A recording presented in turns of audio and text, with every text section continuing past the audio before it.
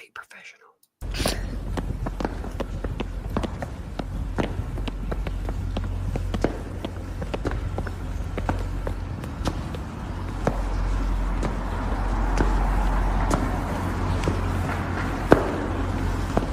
Hey, we love that umbrella guy. All right. Thank you. I'm calling from Los Angeles, and I'm having a little problem under the name ThatUmbrellaGuy.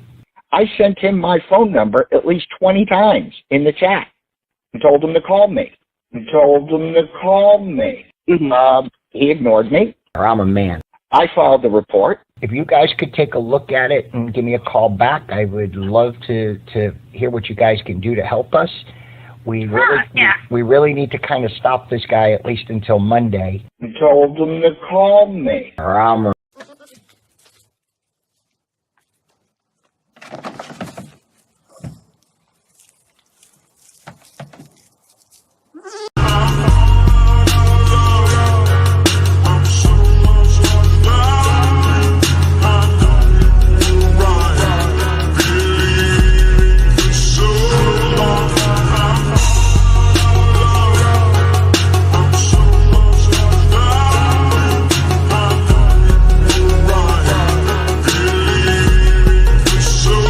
Welcome to the hat rack.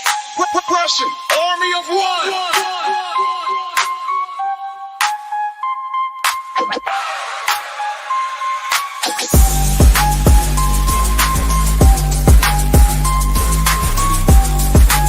Population, army of one.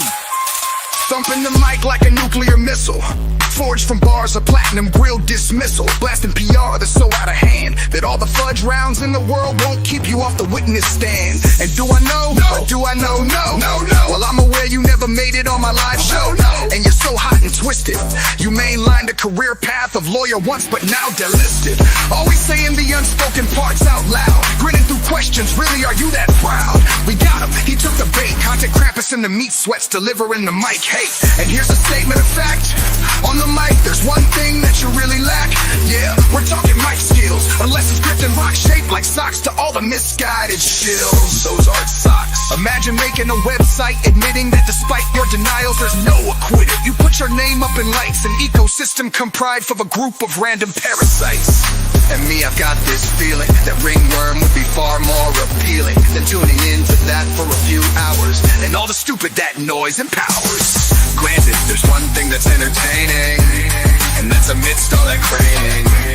You really think that you're shrewd while going from PR and lawyer to all of you getting stilted. Oh, and one of you has turned, and guess what? It's a name that you haven't yet learned. Someone deep in your conspiracy who's leaking info. Patience, you just wait and see. Maybe I should wear a mask, because admittedly I'm enjoying this task. So much it seems like a crime watching morons talk themselves into possibly doing time. You've been celebrating like it's Christmas, like you've won some kind of award. But the only award I'm seeing is being added to a conspiracy that includes allegations of a hitman. A hitman? Seriously? And going after witnesses in a trial, promising retaliation from the dark web. Your word, dark web, some people never learn.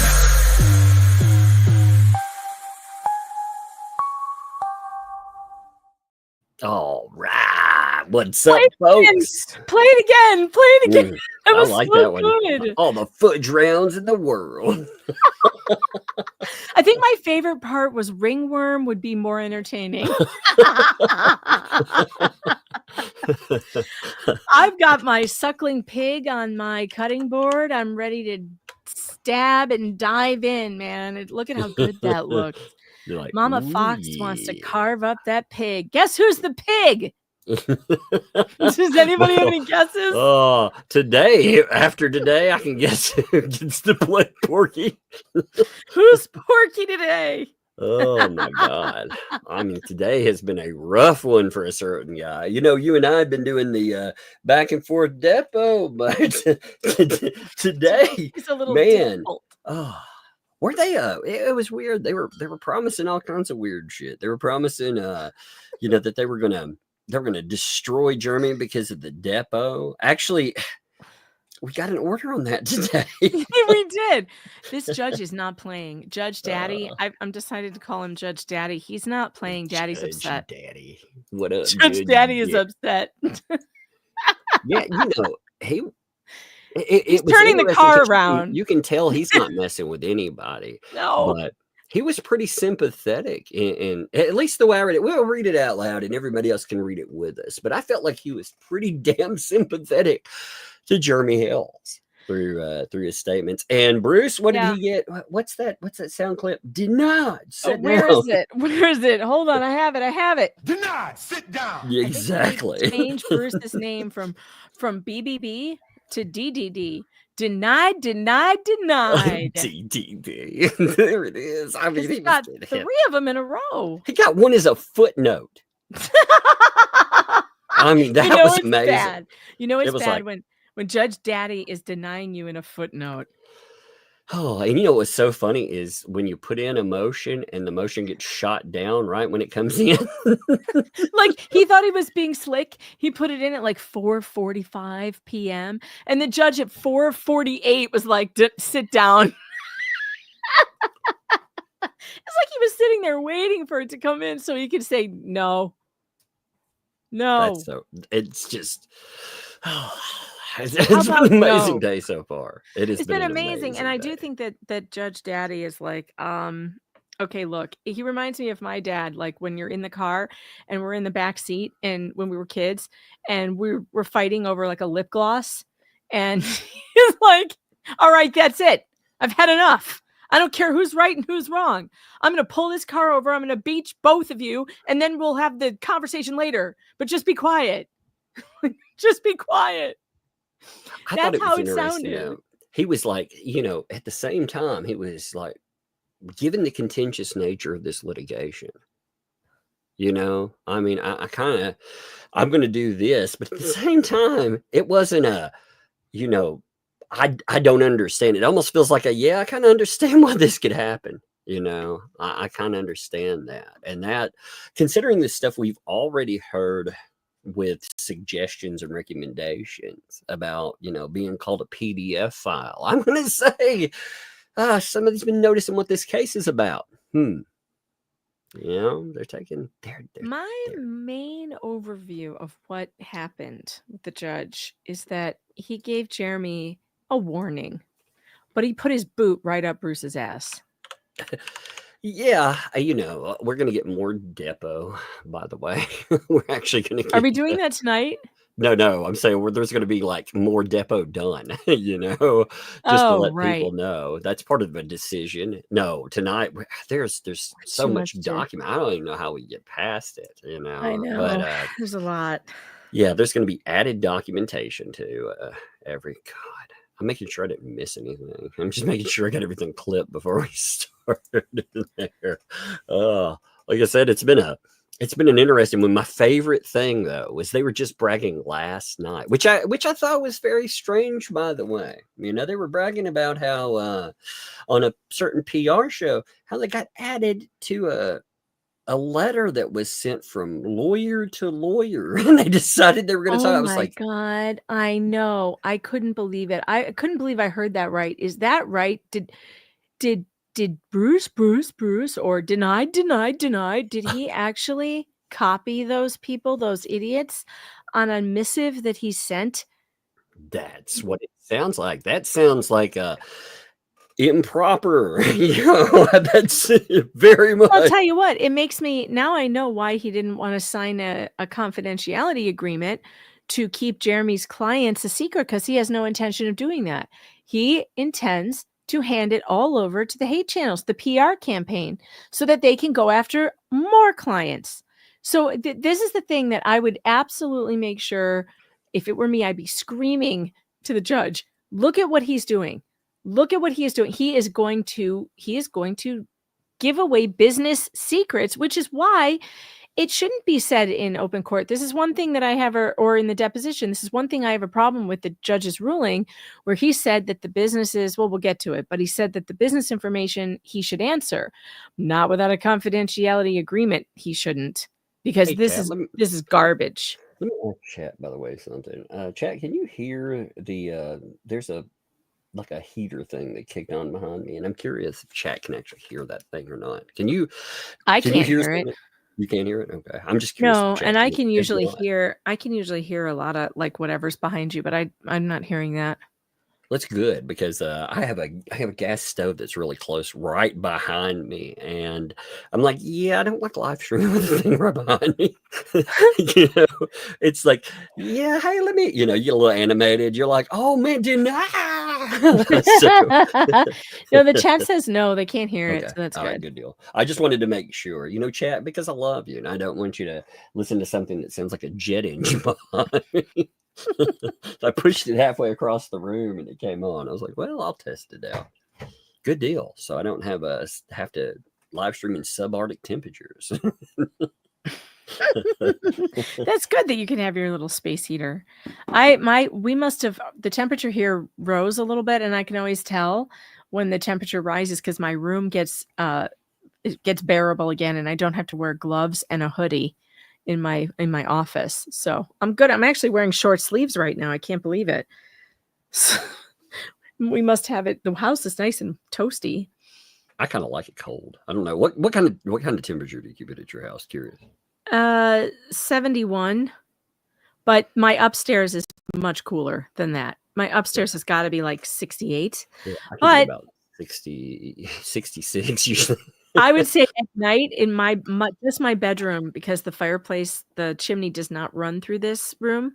It runs to the other side, so the kids' rooms are warm. My room gets cold at night, but I don't care about that because I'm tucked underneath my down blankies, so I can't tell. But it's getting up in the morning that sucks. So I take the blankets off and it's like, oh, See, that's me. Like, I don't care how cold it is, as long as it doesn't freeze the pipes or anything, you know, and the kids are okay. Everybody, as long as everybody's good, because I'm under a blanket. I don't give a crap. I would rather be cold, you know, and comfortable, because I can stay comfortable like that. I'll just roll up deeper in the cover. But getting up, I'm like, oh Lord, no. You know, That's where I was this all out. morning when I was supposed to be on Legal Vices stream, and instead I was cozy, toasty, and a little egg roll under my blanket while I was supposed to be streaming. I heard something about that. That's strange, you know. I mean, I have to say, like, Korean time, much like Korean squiggle chats, I don't understand, you know. I mean, Either. I don't understand my own time change. Ever since our time changed, and now there's another hour between it. Me and can you Jeff, hold like, this one second? I hear fighting kids real quick. I uh-oh, need to see what go this do is Judge real Daddy. fast. I don't think it's anything, but I'm gonna make sure. Uh-oh, Judge Tug is gonna pull the household over and have a stern talking to. But yeah, my God, what a crazy day. That was so funny. If you guys missed it, Legal Vices streamed today on the Laura Owens case. We were reading the appeal. Well, let me rephrase that. Jeff was reading the appeal until I showed up 45 minutes late.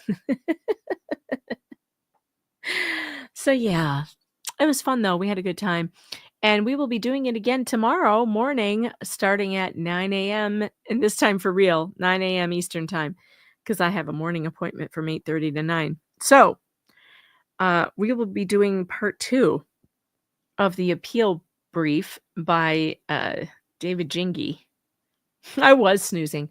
I was so toasty. My kids are all sick, so I didn't have to get up to get them to school. And I was just like a burrito. And I had my alarm set for 15 minutes before the stream, I thought. It turned out to be 45 minutes after. Yeah, that was nothing right there. Actually, the little one is a tyrant sometimes. She's funny. You know, she's smaller, so she gets her way by being louder. She gets stronger, so she's louder. But she wanted pizza bites, and Sissy was making her some pizza bites, but apparently the microwave wasn't fast enough. She's not feeling good, so she's, you know, in a grumpy way. She's like, make time go faster. She really said that. I was like, what was that? She said, make time go faster. She's like, I want a DeLorean, Daddy. Oh my God. Veruca Salt. That was a good. Yep. Very, very good Veruca Salt too. I love Veruca Salt. I do too. Veruca Salt's amazing. I want an Oompa Loompa, Daddy. This is good Veruca Salt though. Really I want it now. Oh my God. Don't She is one of my care favorite. how. I People are want like, to I hate know. her. I actually love Oh, her. I love think her. She's great. I love Veruca Salt. She's fantastic. What a great character. If I had been cast in that movie, that's the only role I would want to play. So fantastic. Running around screaming orders at everyone. Come on. It's fun. You know something Good I times. noticed with this filing, by the way, that's really kind of funny. Give me a second. Let me pull this up here. The et al, the way it sets up, makes it actually look like it's more her. Like her, she has more name. You know, Yes, these all look like different people that have they been do. added. They Yeah. do. I was like, good God. You know, when you see it like just spread out there, that she has a bigger title than almost the court. Yeah. Yeah, how many words is that? Let's see. 1, 2, 3, 4, 5, 6, 7, 8. She's the 1, 2, 3, 4, She's got the 5, 5. 6, Yeah. 5, 6. She's got the 5, but you I know, think when you they're put John missing Cook, that'd be one. 7. You know. Aren't they missing one? Isn't there a Cleopatra in there? Lynette, Michelle, Lacey, Alexis, Cleopatra, Eustace, Preston. I feel like we're missing a couple. Well, I mean, if we threw in aliases, you know, I remember at one time we talked about it. It was like, what was that? 20-something alleged aliases or something. I can't remember. It was insane. I haven't looked at that in a long time, but it's like, good Well, Lord. think about all the combinations. If you've had 7 last names and you have 5 first names, now combine them all in all the different combinations. It's got to be at least 30. She's like a transformer. You can actually become another person.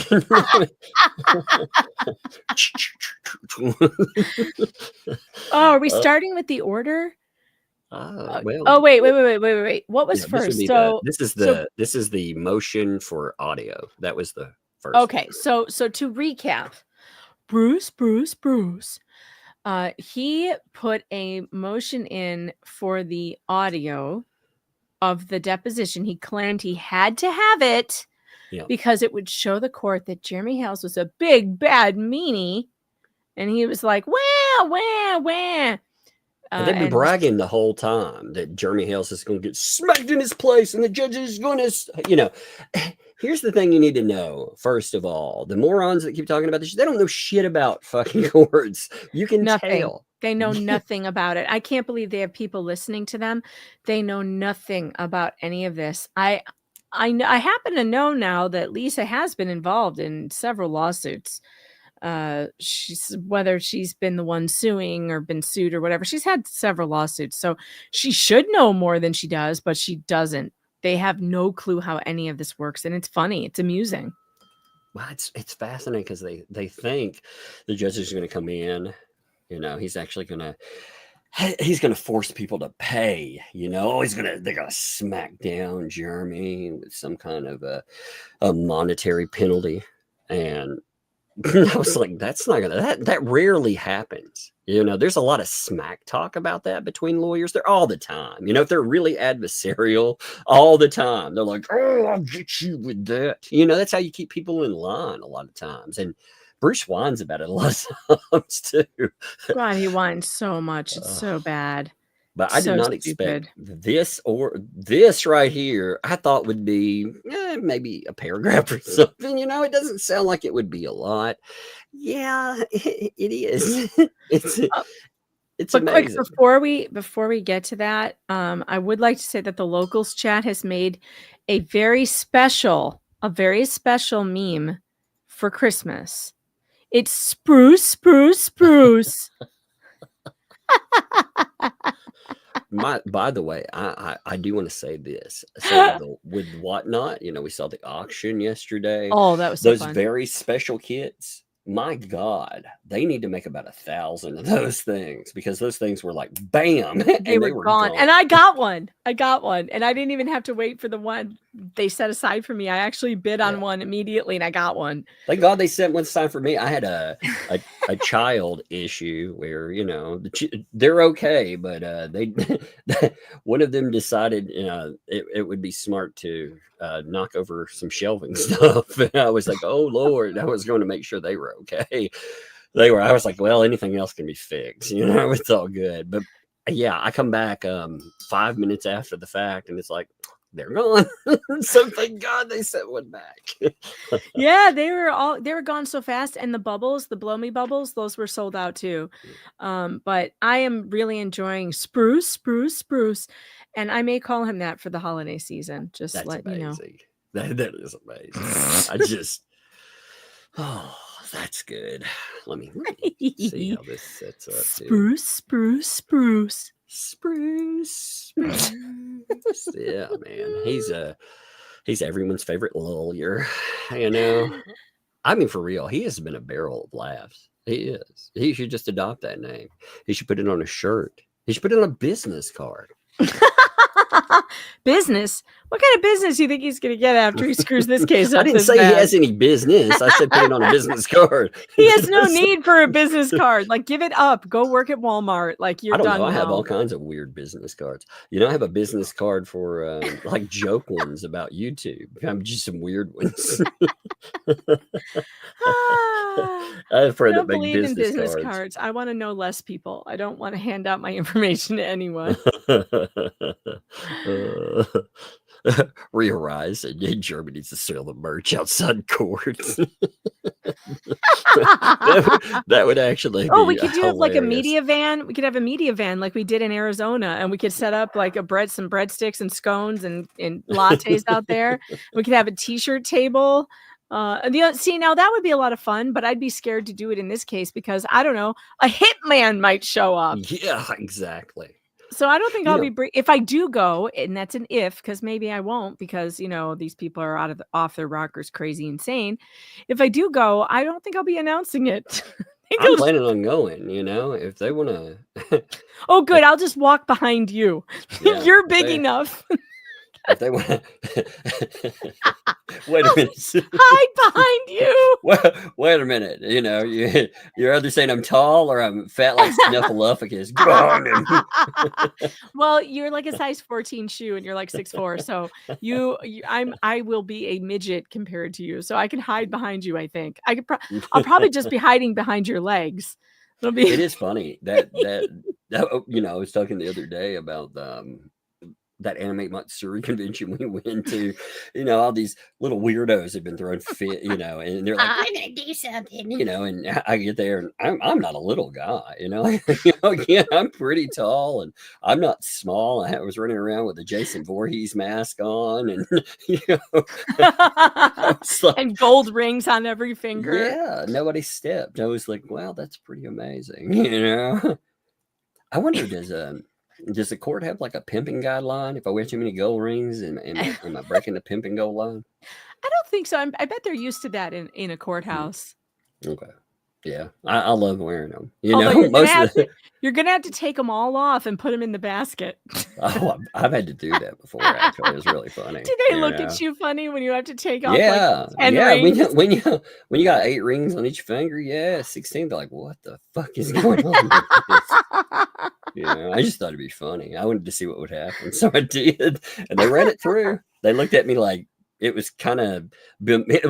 I mean, it's not like it makes it harder for them. You know, it all works at the same speed, so they don't care.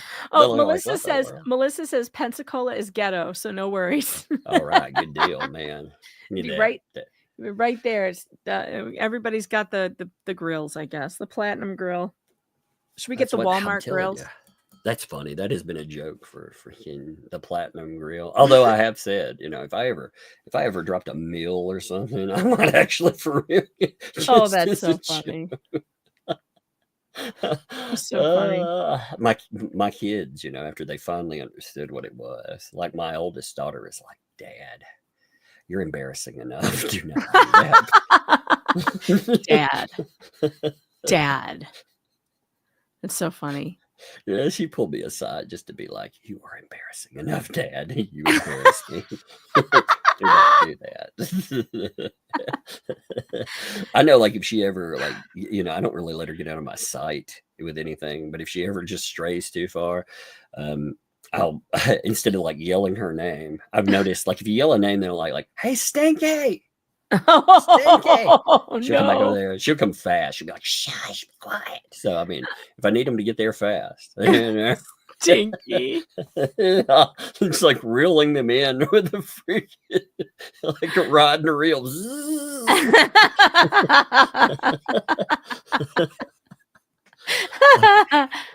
Now this is pretty good, folks. I mean, all of this is pretty entertaining, just to be awesome. This though, we're starting out with some. This is just pretty good. Order. Do you want to do page to page, paragraph to paragraph? How you want to do? Do you want to read some and I read some? Let's do paragraphs. Okay. All right. This matter is before the court on defendant's motion for order to comply with subpoena to provide deposition audio. That is a long title, by the way. Considering that's not a response, a response to defendant's motion, that they get long, but that's long by itself. In that motion, defendant asked the court to require the court reporter who transcribed plaintiff's deposition to release her backup audio file. At the court's discretion, defendants have filed the transcript of the deposition. And that's again noted as Doc 42. That's what we've been reading. We've been reading the magic, and we will continue. We will continue with it. Having considered the motion and the transcript, no response from plaintiff is necessary. Right there is beautiful. Oh, it's getting good when it's no plaintiff don't need to say nothing. Right to jail, right away. The plaintiff does not need to respond. That means we don't need to hear from Mr. Shockett. We are going to hear from Spruce. Oh, that's right. They're going to answer it for us right from go. Man, these last few days have been so wild. Okay. Oh, God, this is funny. You want this paragraph? Yeah, defendant's motion, which is unsupported by the citation to any authority, is not well taken. Judge Daddy is not amused. Look at that. Yeah. Like, think about this, Megan. How often have you read through something and ran across a statement by a judge this early in a trial, by the way, where a judge is like, yo, when I read that's not well taken. You don't want to hear a judge say about your motion, it's unsupported by anything, and it has no authority, and it's not well taken. Basically, it sucks, and I hate it. That's really what it says. Your motion sucks. I hate it. That's what all of this says together, when he's like, no response from plaintiff. Okay. Why? Well, it's not well taken. Nope. The court sees no need to require the court reporter to release the backup audio file. The transcript appears to be complete. There is no indication the court reporter was unable to transcribe portions of the deposition, nor is there any indication that the court reporter failed to fulfill her duties of accurately transcribing the deposition. Thus, the court sees no reason to require the court reporter to release her backup audio file accordingly, defendant's motion, number 39, is denied. Sit down. Right. Get used to Don't that get word brazen today, with me. I love Judge Schrader. Don't get brazen with me. I love it though. See United States v. Austin explaining that when an audio tape is merely a backup to the court reporter's stenographic record, as here, or stenographic? I don't really know how to say that. Stenographic. The audio tape is the personal property of the court reporter, and there is no public entitlement to the audio tapes, except in certain criminal proceedings. And by the way, I actually think this was Bruce's cheap way to get the audio recording for free instead of paying the court reporter for it. Because if the judge had ordered it, I don't know if they would have had to pay for it. I don't think they would. I think I really wonder what he was playing. There's always been the accusation right from go that Jeremy Hales does all of this stuff. In fact, actually, the other thing that we got to hear about today, it had that all of this stuff is about YouTube. And yet, as we've seen the moves here, who's provided transcripts? And again, I have nothing against. I think the Depos. We thank Content Krampus and the Crampons all day long for this. Yeah, we love it. I mean, thank you. Yeah, I appreciate that. I mean, that is one thing I can give them props for. Great job putting that out there. It has been great fun job to read, providing the you know? content. But it wasn't Okay. Jeremy. And in fact, Randy Shockett did not want it out there. He said no. I love this picture. I'm telling you. Like, look at this right here, by the way. I love this picture. Just talking about that. Look, it looks like we're going to start a rap band. Look. Like,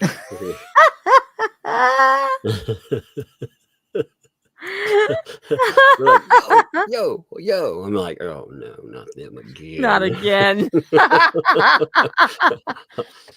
I'm like, yeah, we're live on the mic tonight. We got the crampons backing us up. It's fight night, baby. It's fight night. That's right. We have tongue in the mic with the meat sweats. I'm going to go to Florida. We're going to be outside the courthouse, like selling, with our t-shirts. And I'm going to get run over by the loofah-mobile. That's what's going to happen. Oh my God. The loofah-mobile is going to, with the crampons in it, is just going to come mowing me down in the middle of the parking lot. I don't know. It might pull up to you. It might wink at you. It might be like, oh my God. You're like, oh my God. When the dog masks come rolling in, you'll be like, oh God. I want to know how you get snow inside of the Megan got ring. squished over by the loofah-mobile. I told it was funny though. I was like, I want a boxing match, So I was trying to set that up, like a boxing match, and that one was funny, right? But then for some reason, it has boxing werewolves. Look at those. Yeah, I said, why am I boxing werewolves? Look, that one's so fat it can't get in the ring. Well, there's Lisa. Like, get away from me! No. He's like, I'm stuck. I said microphone battle. He's over there. She's over there like this. Wait, here, I have the right button for this. If my stream deck wouldn't break on me, and why is it breaking? Stop breaking! I'm like, quick, butter up the freaking ropes. We need butter on the ropes. Butter on the ropes. Clean up on aisle. Where can we get the ring girls over here with a tub of butter, please? Thank you. Oh my God, that would be the funniest thing I've ever seen. If the ring girls were I've got a crampon stuck on the ropes. We're gonna need some extra butter. Oh, that sounds awful, actually. I'm like, hey, he's been throwing crampons at the stage. Gross. That sounds so horrible. Oh boy. All right, let's see. When the transcript, what the transcript reveals, though, is that the only person who behaved appropriately during the deposition was the court reporter. Now, this is funny. That poor woman who was like, stop. Everyone stop. I can't type this fast and my fingers hurt. Now, remember, Bruce was like, oh, they're gonna get Jeremy. They're gonna get Shockett. They're gonna get them all, And they've been saying this for days now. Oh, man, it's coming. Oh, they're gonna get them. They're gonna call them. Yeah. Now, I want you to take this together with everything that's said, though, because the judge is like, yeah, all of you. All y'all. Really are on my list. But at the same time, remembering, like, when we get to right here, just listen to how this reads. And like I said, I think the judge understands what kind of case we're dealing with. So he says the behavior of counsels for both party, as well as that of plaintiff, was improper, because the improper behavior permeated deposition and eventually led to its termination. The court believes that a partial redepo of plaintiff is necessary. Now, this is going to get fun, too. Oh, man, it's funny, though, because a bunch of them are like, oh, my God, Jeremy has to be deposed again. He must be boiling mad. This is like telling Brer Rabbit, you're going to throw him in the briar patch. No, don't throw me in that briar patch. No, this gets even better too, because there's one thing in there. Here's a question, Megan. How did Bruce appear in the case? How has he been getting there? Why, it's been by Zoom, Tug. Huh. Well, stay tuned on that one. Remember, when you read this, this was caused by Bruce. So anything that seems like a oopsie, maybe I didn't want that outcome. Remember, he asked for this. He thought he's such an asshole. He can't just let it sit. Jeremy, please, no, don't do it. Okay, yes, I'll do it. I don't think Jeremy's going to have any trouble being deposed again, and I think it's going to be just fine. I've enjoyed going through. The reason that, some people have been like, this Depo takes a lot. It's taking you a long time to go through. Well, usually we can make it through, even though it will take us a little while. Usually we make it through long, but within 3 nights we've done it. But that right there some of it has been so funny. Some of it's so frustrating too, but some of it is so funny when you look at it. You're like, I will say, damn. It's incredibly funny, although I would never suggest anybody get cheeky like that in a deposition. You're taking a risk when you do it. You're taking a risk. You're going to piss off a judge. And I think this judge is definitely at his breaking point. He's not going to take any more from anybody. So, but funny enough, Jeremy's pretty good at taking direction from a judge. If you recall, in the Ohio hearing, there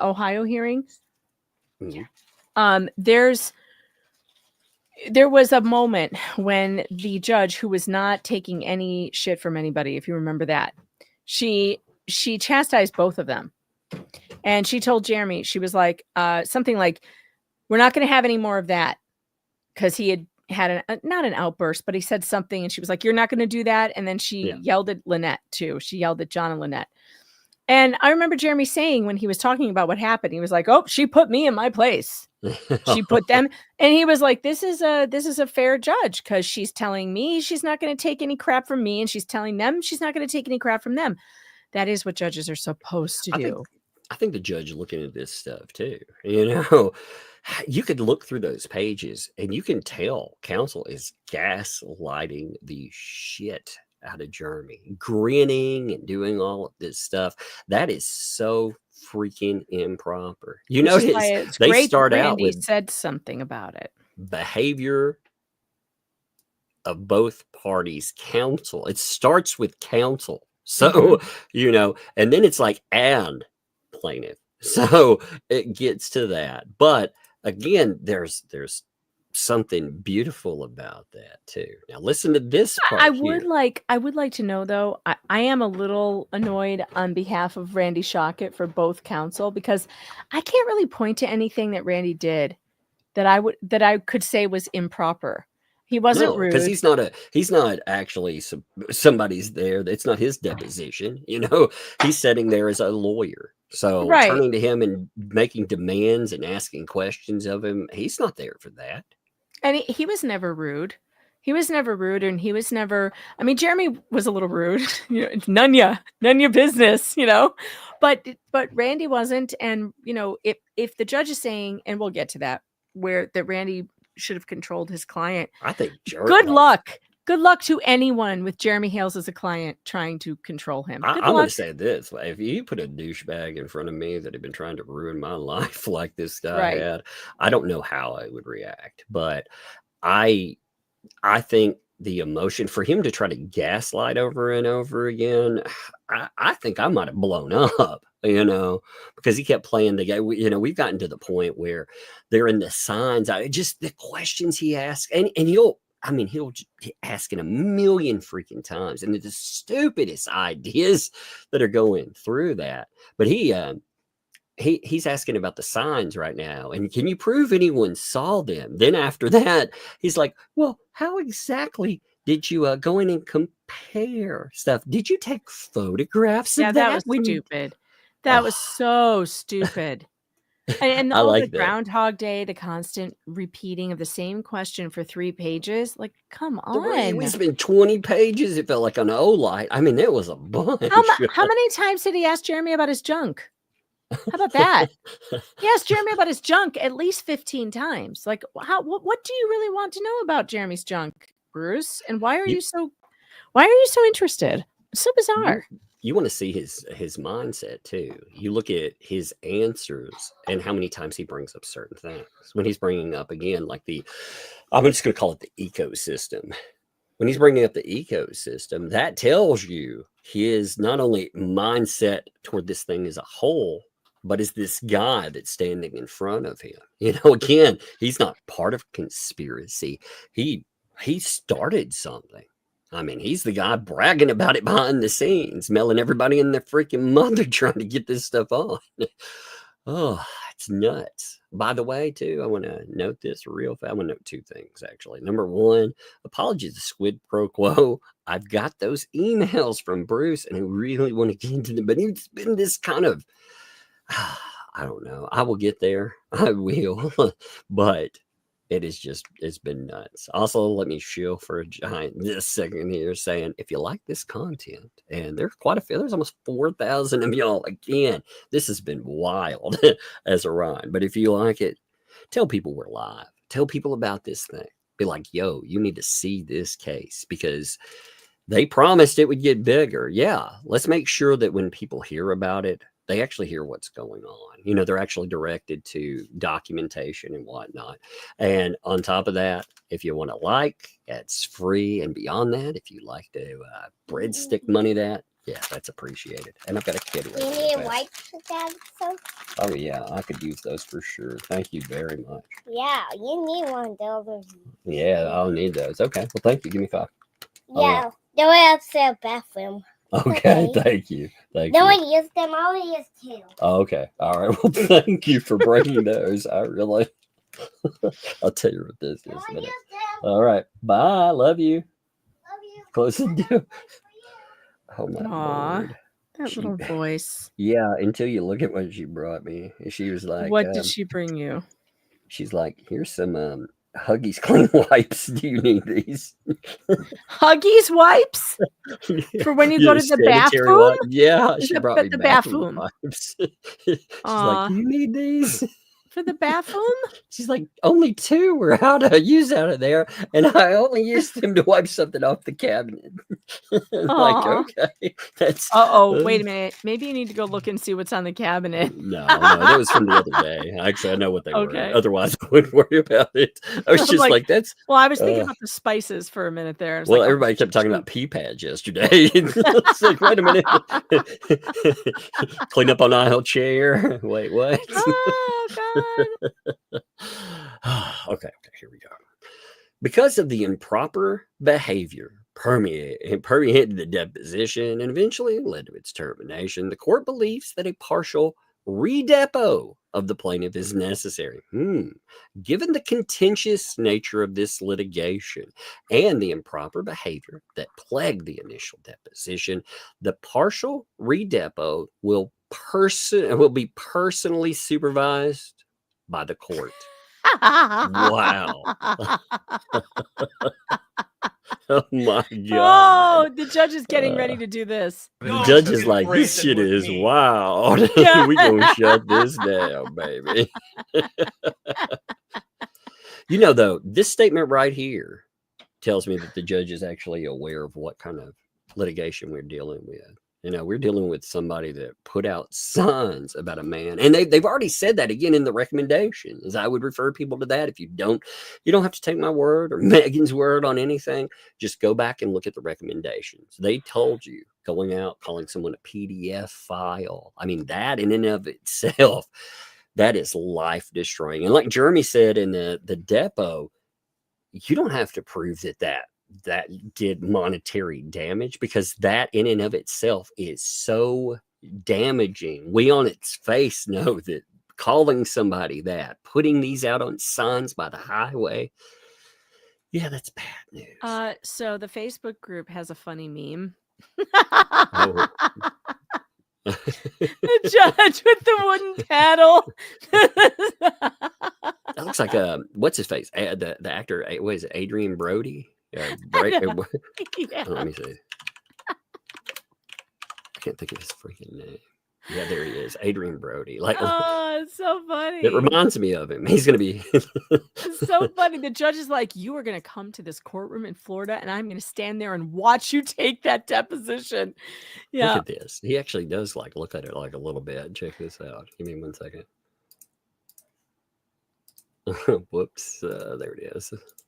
Look, he does a Oh little my bit. God. He's like, Totally. yeah, it's like played Oh my by. Play. gosh. Hey, Mr. Brody, you're a great actor. Please don't play Bruce in this movie.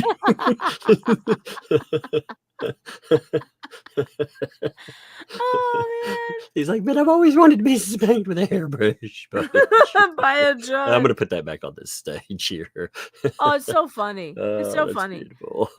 And this That's is basically beautiful. what the judge is doing in this. He's basically saying, okay, you screwed this up. And so now you're going to have to come all the way to Pensacola and do it again. Yeah. And you have to do it under my supervision. Yep. So whether Yep. he's going to put whether the judge will actually sit in, because the magistrate might actually sit in, or the magistrate might send another, like someone from the court to sit there and watch them. But he's literally going to be babysat. They need a babysitter. That's what the judge said.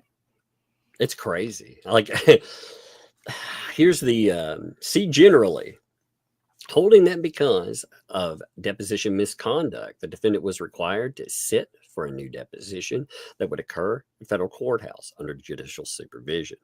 So that's the example again. That's not saying that he, because that's just what they're referring. That partial redepo will occur at, so they're telling you this is going to be at the U.S. District Court in Pensacola, Florida. We're going to have it there.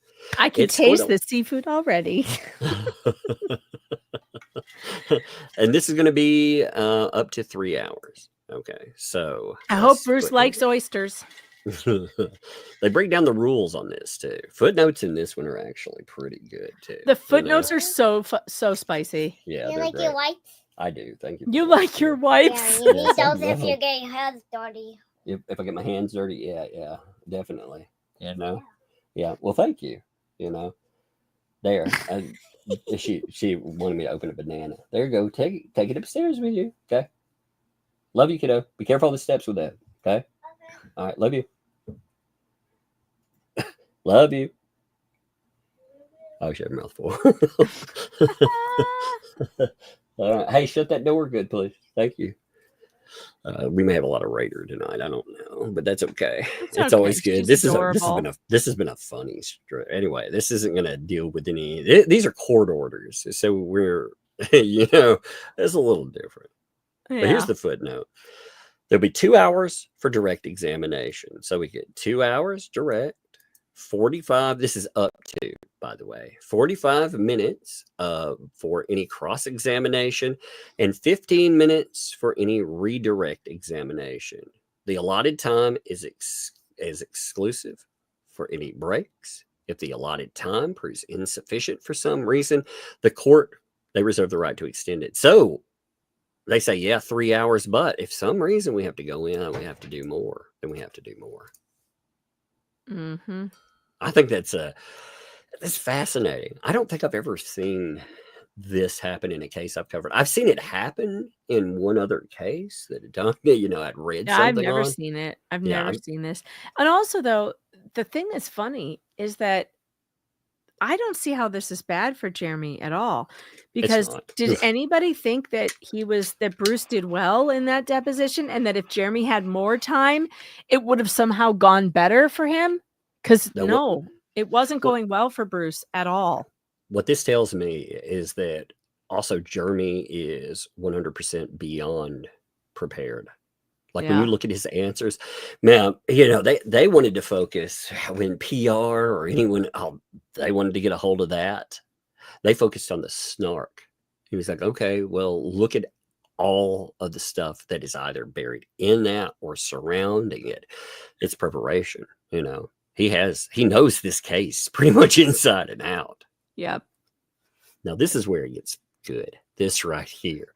So check this out, Chad. I really want you to catch this part. Remember, this is Bruce that caused this. Just keep that in mind, because we could have just continued on normally with what happened in the depot, but he had to do this. Okay, so Plaintiff's counsel. They've got to be there. Plaintiff's got to be there. Wait. Oh, I skipped somebody. My bad. Plaintiff's counsel. Defendant's counsel. That's right.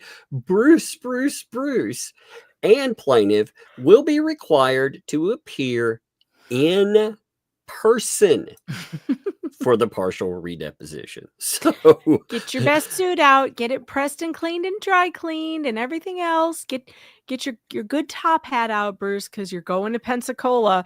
The judge isn't putting up with any more of your crap. Well, it's just interesting considering, we've talked about, I don't think he's got any money out there. Well, enjoy the traveling fees, and again, this is caused by him. He was getting away with doing Zoom. He was getting away with quite a bit, in fact, not popping up on screens, all kinds of stuff. What does he get? Nope. Not anymore. I wonder if this will hold for other stuff too. I wonder if he's going to be There's required. No way they're going back to Zoom. No way. Not after this. I'm telling you right now, this judge is not going to allow anything else by Zoom. He already warned them. This is the thing. He warned them. How long? It wasn't even that long ago where he said, basically, if there's any more of this, we will have a hearing in person and we will stop doing these Zoom hearings totally. This is it. I guarantee you, I can tell the temperament this judge has. There will be no more Zoom. Somebody has to. I could turn closed captions aren't on. They should work for the channel. Like they're always supposed to be on. Don't they always? Doesn't it take a while? Doesn't it have to be on replay before it uploads? I don't know. I mean, I always clicked closed captions. I've never had them work live ever. Yeah, I don't know. Like, I will check it. Apologies with this. I'll have to go through and make sure that they didn't change something in settings. But I'll see if there's any option whatsoever. Because of course, I want anybody that I want everybody to be able to participate and enjoy themselves, be able to hear everything. For sure. Man, we already at 48 supers, by the way. And 4,216 live viewers. Hit that like button and subscribe. I'll ask the chat this too. So again, Megan and I have been talking about, we've been going back and forth, having fun. I've had a lot of, you've had fun, the last few days? Oh, God, yeah. I'm having the time of my life. Now so we've been talking about had the time of my life. and I owe it all to you.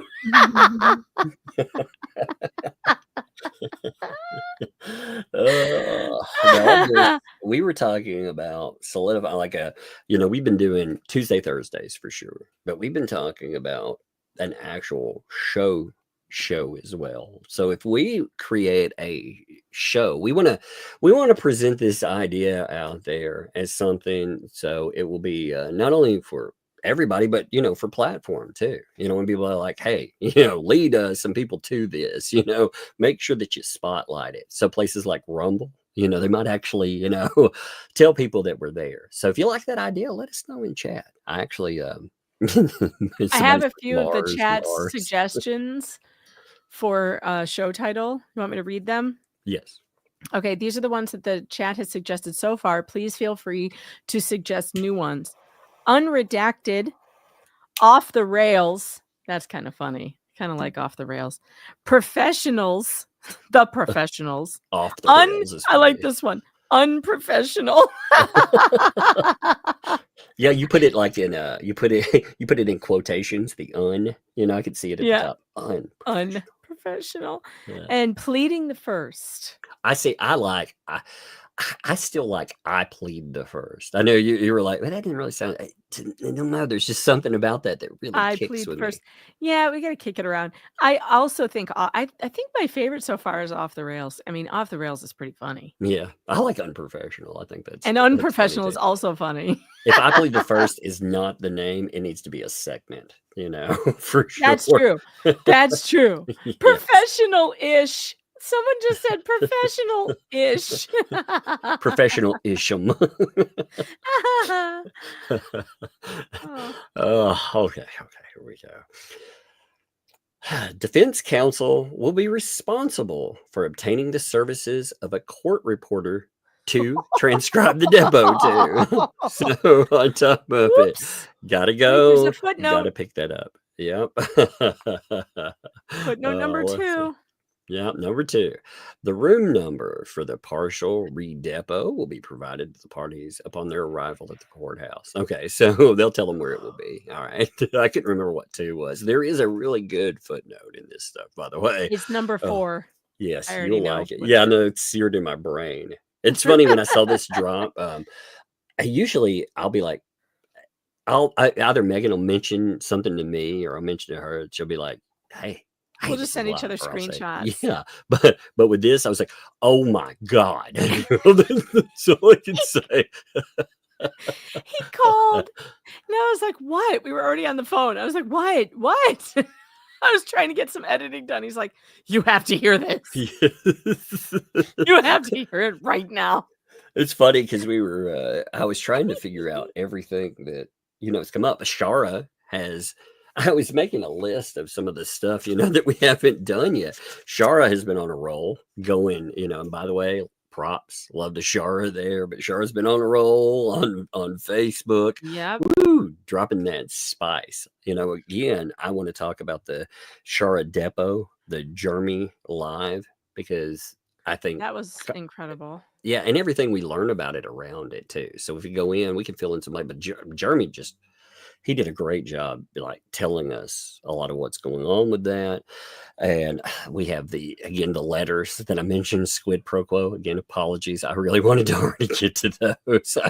I always hate saying I'm going to do something, especially when it involves another person and not doing it yet. So again, give squid pro quo love and subscribe, for sure there. What I wanted to do is, the reason I wanted to do it by itself, I didn't have to do a whole show by itself, but I wanted to be able to focus. This channel has, it's been under attack by these crazy people. And I wanted to spotlight it. And I wanted to be like, yeah, they don't want it to thrive. Maybe help it thrive a bit. So that's part of it. We get the shizzy stuff. We still have this Depo. And there's more. I was like, man, I gave up after like 6 things. It was like, good Lord, we're this far behind. And this is just new stuff. This is brand new stuff. But because both parties share some of the blame for the need to conduct the partial redepo, the cost of the court reporter shall be shared equally between plaintiff and defendants. And this made me laugh quite a bit. Because do you remember, Megan, when we were reading commentary over and over again, do you remember what Bruce kept telling Randy about the costs? Yeah, he said that you and your client are going to pay for this. You're going to pay for. Oh, and he also told them that I'm not going to pay for it. I can depose as many people as I want. He sent me that email that said that. Yeah. Remember? He was trying to scare me because I said they're not going to be able to afford to do all these depositions. You know how much money that they can costs? do it for free. I can do it for free. I have someone who'll do it for free. Oh yeah? No, you don't. That's not the way this works. It was just weird. Yeah, actually, I have that here. Give me 1 second.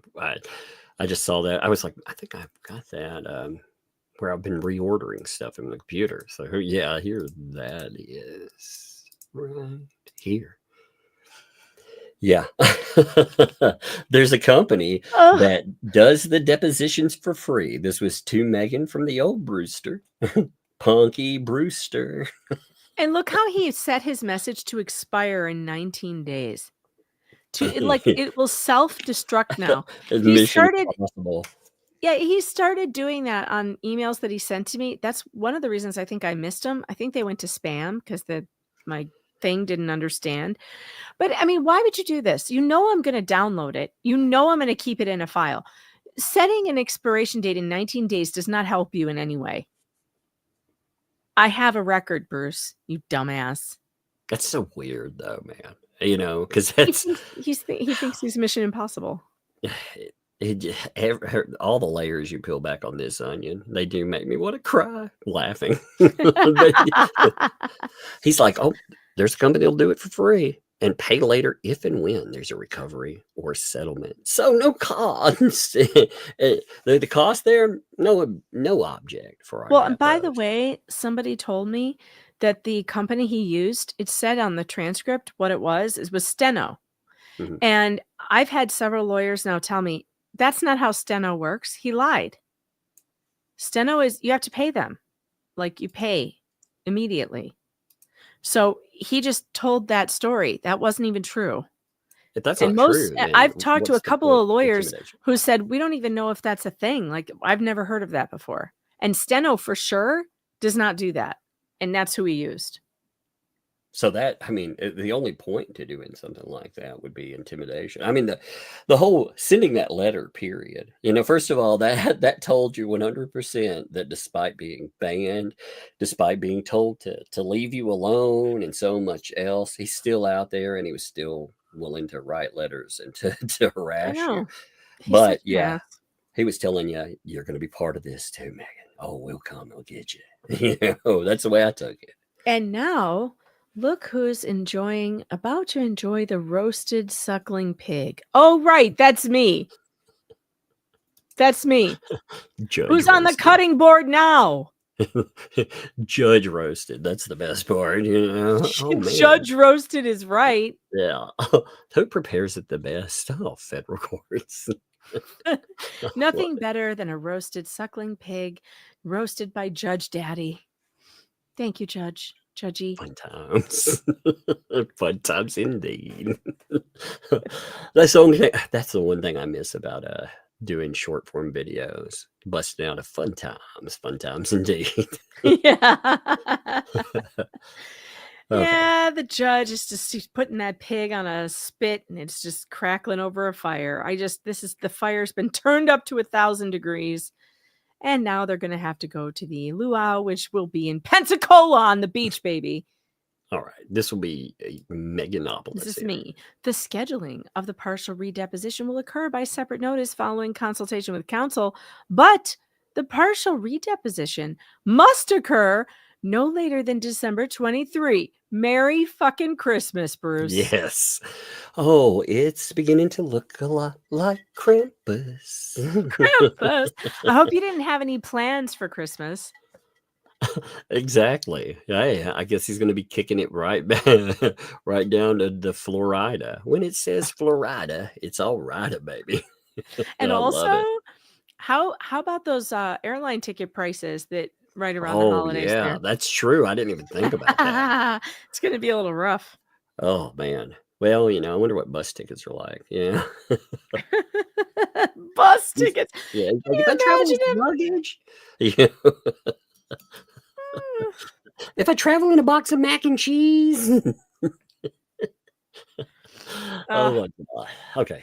The court would also note several things that will hopefully help the partial redepo go more smoothly. First, plaintiff is not permitted to refuse to answer any questions except for those that inquire as to attorney-client privilege or another type of recognized evidentiary privilege. Okay. That's this is clarification on certain matters. So, questions about plaintiff's business affiliations, contracts, name of business, business associates, customers, etc., are not inquiries into privileged matters. Now, this is where I disagree. Yes, this actually I would clarify on some stuff because, you know, your customers, your customer names. Really? Like And business the guy out there? associates? No. I'm telling you what, now with the facts of this case, where you have an entire PR team out there who is already admitted to going after your clients and customers, going after contracts you have, getting contracts of yours canceled. Oh, no, Judge. He cannot do that. He cannot just hand that information over. That's proprietary information. No freaking way. No, not without him signing an ironclad confidentiality agreement that comes with like a public caning should he breathe one word of any of this. I mean, even with that, I mean, we look at the motion that was filed and denied very quickly. That, interestingly enough, last night we found out I'm going to say a very crazy thing about that. We found out that there wasn't just lawyer to lawyer communications on that. Apparently, there was another party added, a party that decided that they were going to talk about it live last night. So that's weird. Very weird. Like that goes beyond. Again, I wonder if I'm not a lawyer, so I can't talk about procedure and whether that's whether there's some kind of issue there. But it seems like that would be running you into some real issues.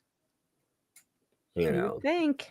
But beyond that, I mean, look how fast they're willing to leak that to. We're totally not PR. Totally not PR. This is why he cannot be trusted. So he cannot be given this information. No way. And I'm sure that Randy is smart enough to figure out a way to make sure that that gets across. But this is where I would, if I'm the one looking at it, I'm going, oh no, not without some ironclad agreements that I still wouldn't trust him to uphold. The beautiful thing again about the idea of what happened here, you know, damage wise, period. Like it's been clarified.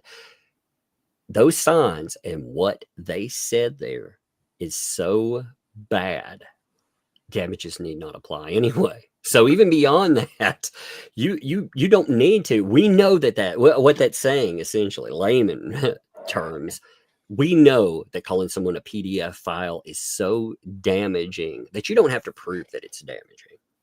Mm-hmm. I mean, that's big time. Like, you talk about stepping in it, you know. Well, Bruce really likes to step in it, obviously. He may have a stepping in it fetish. That's how it seems. Maybe. What, like, it started that goes off along with the bootlicking. By the way, I don't even want to talk about it. Never mind. I'm not going to bring that up. Okay. Move on. I do want to note one thing. I saw some discussion about how apparently you know, the whole cruise thing. They're like, oh, that's totally just a joke. Ha ha ha. You know, blah blah blah. Watch if they start. I'm just waiting to hear. Well, we started it out as a joke, but now we need to fundraise a freaking cruise. Oh no, that they're still talking about, by the way. But you know what they're going to fundraise for? They're going to fundraise for Bruce's ticket to Florida. How much you want to bet? How much you want to bet? I bet you money. We have to get Bruce to Florida. Bruce has to go to Florida. We have to get him there. He can't afford it because he's doing it pro bono out of the goodness of his heart. Spruce. Sorry, I got carried away. No, that made me laugh, actually. Oh, I got to write it one more time. Here, come here. I'll open that for you. Oh my God, Jeff just sent me something hilarious. Legal Vices is memeing. Chips, this or this? Which one do you want to leave me? Which one? Which one do you want for yourself? The chips, because chips are good. Oh, okay. All right. Well, there, it's open for you. There you go. Yep. It's all good to go. Thank you, kiddo. I guess you need to. Okay. There's one chocolate because I ate the other. Oh, you ate the other. Okay, that's cool. Thank you very much. I appreciate it. But there's 3 pieces of the chocolate. Right. Thank you. That is very nice of you. I said that something. Okay. Well, be careful. Careful. Love you. Okay. And shut my door really tight, okay? Okay. Thank you. Really tight? Yes, ma'am. Please. Really tight? Well, she's been on. The reason she's doing this, too, is her sister's been sick. And it was so cute. Again, well, she's 5. Sissy's 11. So Sissy was just feeling horrible. You know, she's having sinus. You know how all this weather. We've got weather change. It's just sickness going around right now. It was awful. Yeah.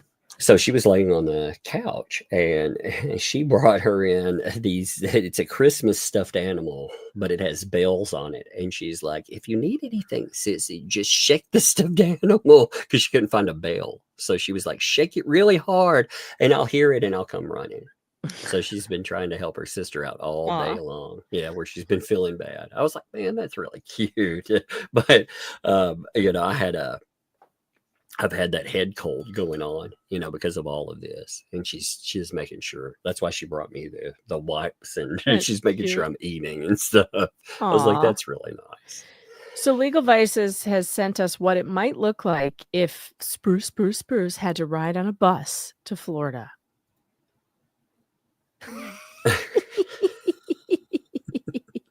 Just look 2 giant boogers. Dude, they look like giant boogers. Gross. Nasty there. So thus there is no need or no basis, rather, for plaintiff to refuse to answer such questions. Indeed, plaintiff has asserted claims of tortious interference with business relationships. His business relationships and the impact of defendant's alleged conduct on those business relationships are directly relevant to this litigation and are the proper subject of deposition questions. Okay, so we're going to find out more on that. Like Jeremy said too, he's got a lot of that. He's got this stuff prepared, but he was telling them they can't even conceptualize the amount of damage that has been done with this stuff. Well, they're trying to say that the haters are trying to say that he doesn't actually have any damage because he wouldn't talk about it. But that's not the case. So you don't have to prove everything in a deposition. That's not what it's for. And no, you do not have to bring every bit of evidence. I mean, you have to, if the opposing counsel asks for evidence, you're supposed to bring it. I don't know if he did. I don't know. But I just think that they're wrong. So this is second, defendant's counsel needs to focus on asking questions about the claims raised in this litigation instead of attempting to instigate conflict. Wow. By asking about unrelated matters involving plaintiff and defendants. Oh, you mean like putting my name in your motions? Like putting my YouTube in your motions, you dumbass? Attempting to instigate conflict. So right there, I mean, that's a hell of a call out. Like he's saying, yeah, Jeremy had a specific reaction to things, but why would you have that reaction? Oh, because Bruce was attempting to instigate conflict. That's what we were saying the whole time. Would you call that bait? Indeed. Remember, they were like, by the way. He took the bait. Oh, well, the judge noticed, you dumbasses. That is a beautiful callback, actually. I have to give you props on that one. Yes, for sure. So that tells you again, judge is seeing it exactly for what it is. Maybe Bruce should be happy that they didn't have audio of that, because I'm sure it comes across that smarmy, asinine way. I'm sure. Comes across. God, I can only imagine. But you listen to this. Way too much time in the plaintiff's deposition was devoted to irrelevant information about people and events that have nothing to do with the claims in this case. Yeah. Wow. Well, we keep saying that, bringing in all of these side characters, the side quests on it, saying, what about, like other filings, ones I can just pull out of my brain. Again, this is not to the federal, but just to give you an idea, when you think about other filings, when you're, going after the trespass 5, for example, and you bring up Jeremy Hale, you bring up Veteran Nation, you focus on all of this outside stuff, trying to build this inane conspiracy and these inane ideas that don't exist. Yeah, I think the judge is paying attention. Actually, to me, that doesn't bode well for other cases if judges look at that, irrelevant information. And they do. Mm-hmm. Oh, irrelevant. Again, this part right here, because remember, folks, he filed this. This is a response to Bruce. So he's getting called out. Yeah, so far all we've heard about plaintiff is plaintiff doesn't need to respond. And I don't think plaintiff or this counsel behaved that great. But the rest of it has all been putting a boot up Bruce's ass. Yeah, it's like, hey, that response, why did it happen? Because somebody was attempting to instigate conflict. That's what we kept saying. We were told, I've read comments repeatedly, from haters that have been like, oh, well, reading Depo is trying to make Jeremy look favorably. No, it's actually trying to make a horrible situation kind of funny, at least in that, we can go through and not just be crushed by the gravity of the horror of the hitman anymore. And my reason for reading depositions is to understand what's happening in the court case that we're following. And whether or not we tell jokes while we do it does not change the fact that we are attempting to follow a court case, and we are following it from beginning to end. And that's what we will do here. And no one can stop us. And we do it the way we want to do it, including hilarious, dramatic readings. Indeed. And if you don't like it, you can change the channel, but you're not going to. I would would encourage people for real. Like, you go pull these documents yourself too. Well, you read them, 100%. You don't listen to anyone else out there. I 100%. Yeah, don't listen to anybody. We're a bunch of dumbasses. But still, I mean, if you agree with, I 100% when I looked at that stuff though, like I feel like the judge has said exactly what we said. He's in there instigating conflict, and he's getting reactions to that. Wait a minute, Tug, did you just say that judge agreed with us? Dun dun dun. Wait a minute. You know what else happened? Do you remember that the appeals court agreed with us? Oh my God, we might actually be onto something. Remember when the extraordinary writ of prohibition was granted? Remember when we said that he should be removed, Judge Grudge should be removed from the bench? And then he was? And wait a minute. Did we say that Spruce was instigating conflict and now the judge agrees? Dang, we're good. So, I mean, you can listen, you can go, read it yourself, or you could just hang around here where we give you really, really good advice. We're either smart, we show you what's coming. We're either really smart or we have psychic powers. Maybe we have psychic powers, Tug. I'm going with that one. I like psychic powers better. Psychic law powers. Psychic law powers. That's we can see what's coming in the courts. We're going to be in the new X-Men movie. We are, yeah. What? Maggie's going to be like, quick, Wolverine, get into the courtroom. What's our mutation? I don't know. Here's a question. This is totally random here, but if you could have one power out of all of that, what would you have? What are the choices? Any mutant power. Yeah, mutant power. Any mutant power. You've seen enough, I'm sure, X-Men and all that stuff. Oh, I would really like to stop time so I didn't have to get out of my burrito and under my bed covers. I like there's a character that has, well, actually there's two of them. One of them in Deadpool. I like probability manipulation, aka luck. Think about that. Luck. True. Never get sick. Always whatever I want. Hit lottery numbers. Win any case I want. Whatever, man. Success, happiness. Oh man. Oh, he found the fountain of youth. Why? Because he's lucky. He's lucky. You know what else I would like? I would like the ability to distract anyone with my hair at any time. So that if I wanted to do power is derailing, It's like keep her away from trains, folks. Don't let her cross the railroad tracks, please. You walk past legacy media, and that's how we cut into your freaking X-Men movie. We're now outside of the courtroom. Professor X is on, and then the derailer walks by, and everything goes to shit. And everything goes to shit.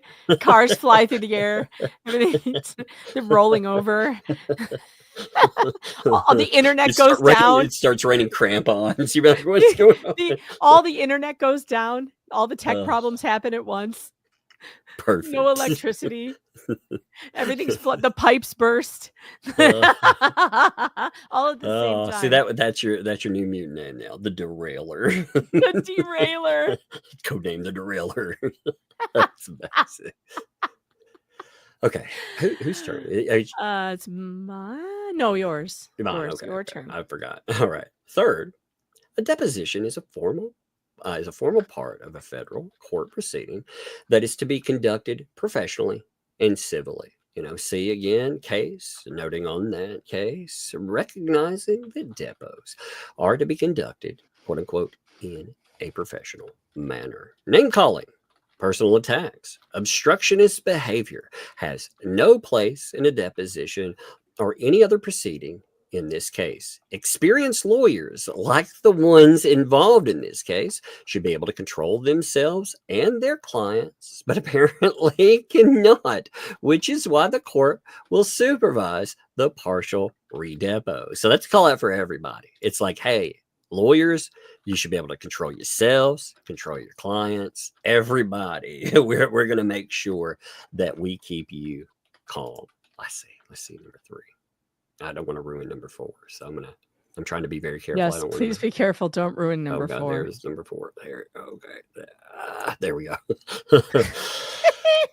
In addition to the issues during plaintiff's depo, there were apparently issues in a depo that occurred last Friday. These issues led counsel to call the court, which was presiding over an all-day hearing in the middle of a deposition. Oh my God. Oh my God, this is so me. This is where I got my, oh my God, this is just like when my children are texting me and I'm at work and they're texting me about some stupid shit fight that they had. And I am so angry because they're derailing me on my stream and it's about nothing. And I just want to lose it on them. I want to make them fly to Florida and meet me in person and be like, you are done.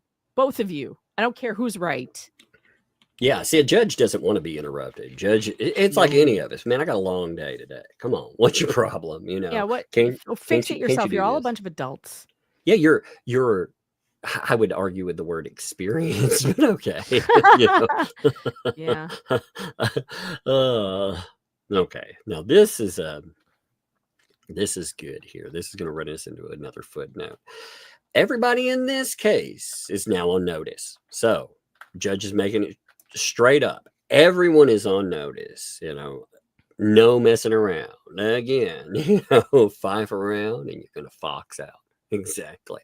If this type of behavior continues, there will be sanctions. Let's see what's stated about forward. Now, defendant's counsel has indicated that they intend to seek dismissal under Rule 37 based on plaintiff's conduct in the depo. Remember that? Remember all the talk about that, how they're going to do that? Oh, man, we're going to seek dismissal. Well, the court will save defendant's counsel the time of drafting that motion. Holy shit. Let me save you some time. Don't bother. It will not be granted. Denied. Dismissal will not be granted at this time. He got a denial in a footnote. I've never seen that happen. I've never seen a denial in footnote. That's amazing. You know what? He was saying he's famous and a record setter. Well, there we go. Oh, one more. He's done it. What's up, baby? I go you want to sack? No, you can. No, I can't eat those right now. You want to take them and put them in the kitchen for me, or you take them. You No, enjoy you them. don't care. I'll put them in the kitchen for you. Okay, thank you. Thank you for being such a big helper too. Yeah, Have you checked on you- Sissy and make you sure think she's he's feeling okay? filled. Oh, okay. Thank you. Hey, I'm can gonna you put where Sissy would never reach. hey, can you push that button right there on that thing, the heater? Can you push that button that we should? Down. Yeah, just push that one that looks like the little color, the green button. You know, the one that looks like the green color. Please. Yeah, can you push that? Yeah, there you go. You did it. Good job. Thank I'm you. gonna put this where Sissy would never get it. Oh yeah. You want to hide the candy? Yeah, that's a good idea. Yeah, because Sissy will never get this because her needs are not getting candy. Oh yeah, she doesn't need that candy when she's sick, does she? Yeah. That's right. You look out for her health. Good job. She's like, I'm gonna put that candy with my sister. I ain't never gonna get it. I love it. I have a new avatar, Tug. Okay. What do you think? Oh yeah, the Derailer. The derailer. There's a train derailing behind me. Do you see it? I did it first. That's and hilarious. Cars on their sides. Oh my God, that is too much. I like that black and orange outfit. Good job, Grok. I'm telling you, I've never seen anything like this though. Right here. I know, this is fantastic. I mean, we get. I just love the way I just want to note that one more time. Just listen to how this is written out, folks. Well, counsel indicates they intend to seek dismissal under Rule 37 based on plaintiff's conduct. Yeah, the court, they're going to save defendant's counsel the time of drafting a motion. That's so fucking funny. And it's so sarcastic. Yeah. The court doesn't give a shit about saving him time. Okay. The court is like, this is just a way to slap him. The court will save defendant's counsel the time of drafting the motion. Dismissal will not be granted at this time. I take that as a little. By the way, they thought they were like, oh, Jeremy's gonna get dismissed because his behavior was so bad. Well, here's your proof that the judge does not agree. His behavior was not. He got a slap on the wrist. It was I don't like this. You're going to do it again, and you're going to do it again better. But it's definitely not something. I'm not going to dismiss it. We're going forward. We're going forward regardless. And yeah, I don't see that being I don't see that actually being and I never did. When they were all, he behaved so badly. Lynette behaved 10 times worse. 10 times worse. My child just fell down. I have anxiety over the roof. You are not a nice person. Remember? Oh yeah. I mean, I was having let's I was having a remember how she discussion with really behaved. I was having a discussion with a little one while you were pulling that up, being like, the door needs to close. Close the door. I always have to have that same discussion with my children, even the teenagers. Close the door. The sanctions, though, I mean, look at what he notes here. This is, again, I ain't messing around. The sanctions will not be light. They can include stiff monetary penalties, dismissal of the action, and disciplinary proceedings against the attorneys. So any of you mess around, look, I'm not going to. We're at that point. He's putting down that line. He's talking about going to the bar. Yep. Already. Yep. We could be in another Judge Mata and David Jinky situation. That's just amazing to me, and the judge right here is pointing it out very fairly. It's like, look, none of you, if you mess around here, we're not going to play. This is going to be real. It's going to be very real. So don't this is not a game. And for those of you out there, for those of the hate channels that think Jeremy is playing some kind of game for views or for, YouTube or whatever, that's nonsense. It might look that way because he's good at getting views and because he's funny, but he has all the facts on his side here, and he's serious as a heart attack at where this lawsuit is concerned. See, I understand. Like, I can look at the amount of views he gets and stuff and get an idea of, again, I'm not going to say anything about earnings, but I get an idea of it. There's a point to this too. Now, if we take that versus just the cost, not damages or anything else, this is done to reputation, diminishing returns, but just the cost of these actions. Yeah, nobody ever would do something like this for attention. That's so ridiculous. Nobody's going to spend hundreds of thousands of dollars, Nope. And oh my God. So then they note no one would do that. They note that they can, here they're giving examples. Here we had dismissal of action as a sanction for an acceptable deposition conduct. Here, affirming disciplinary proceedings against counsel for, among other things, making demeaning remarks about opposing counsel's physical traits and demeanor, and recognizing that a federal court has the power to control admission to its bar and to discipline attorneys. Wow.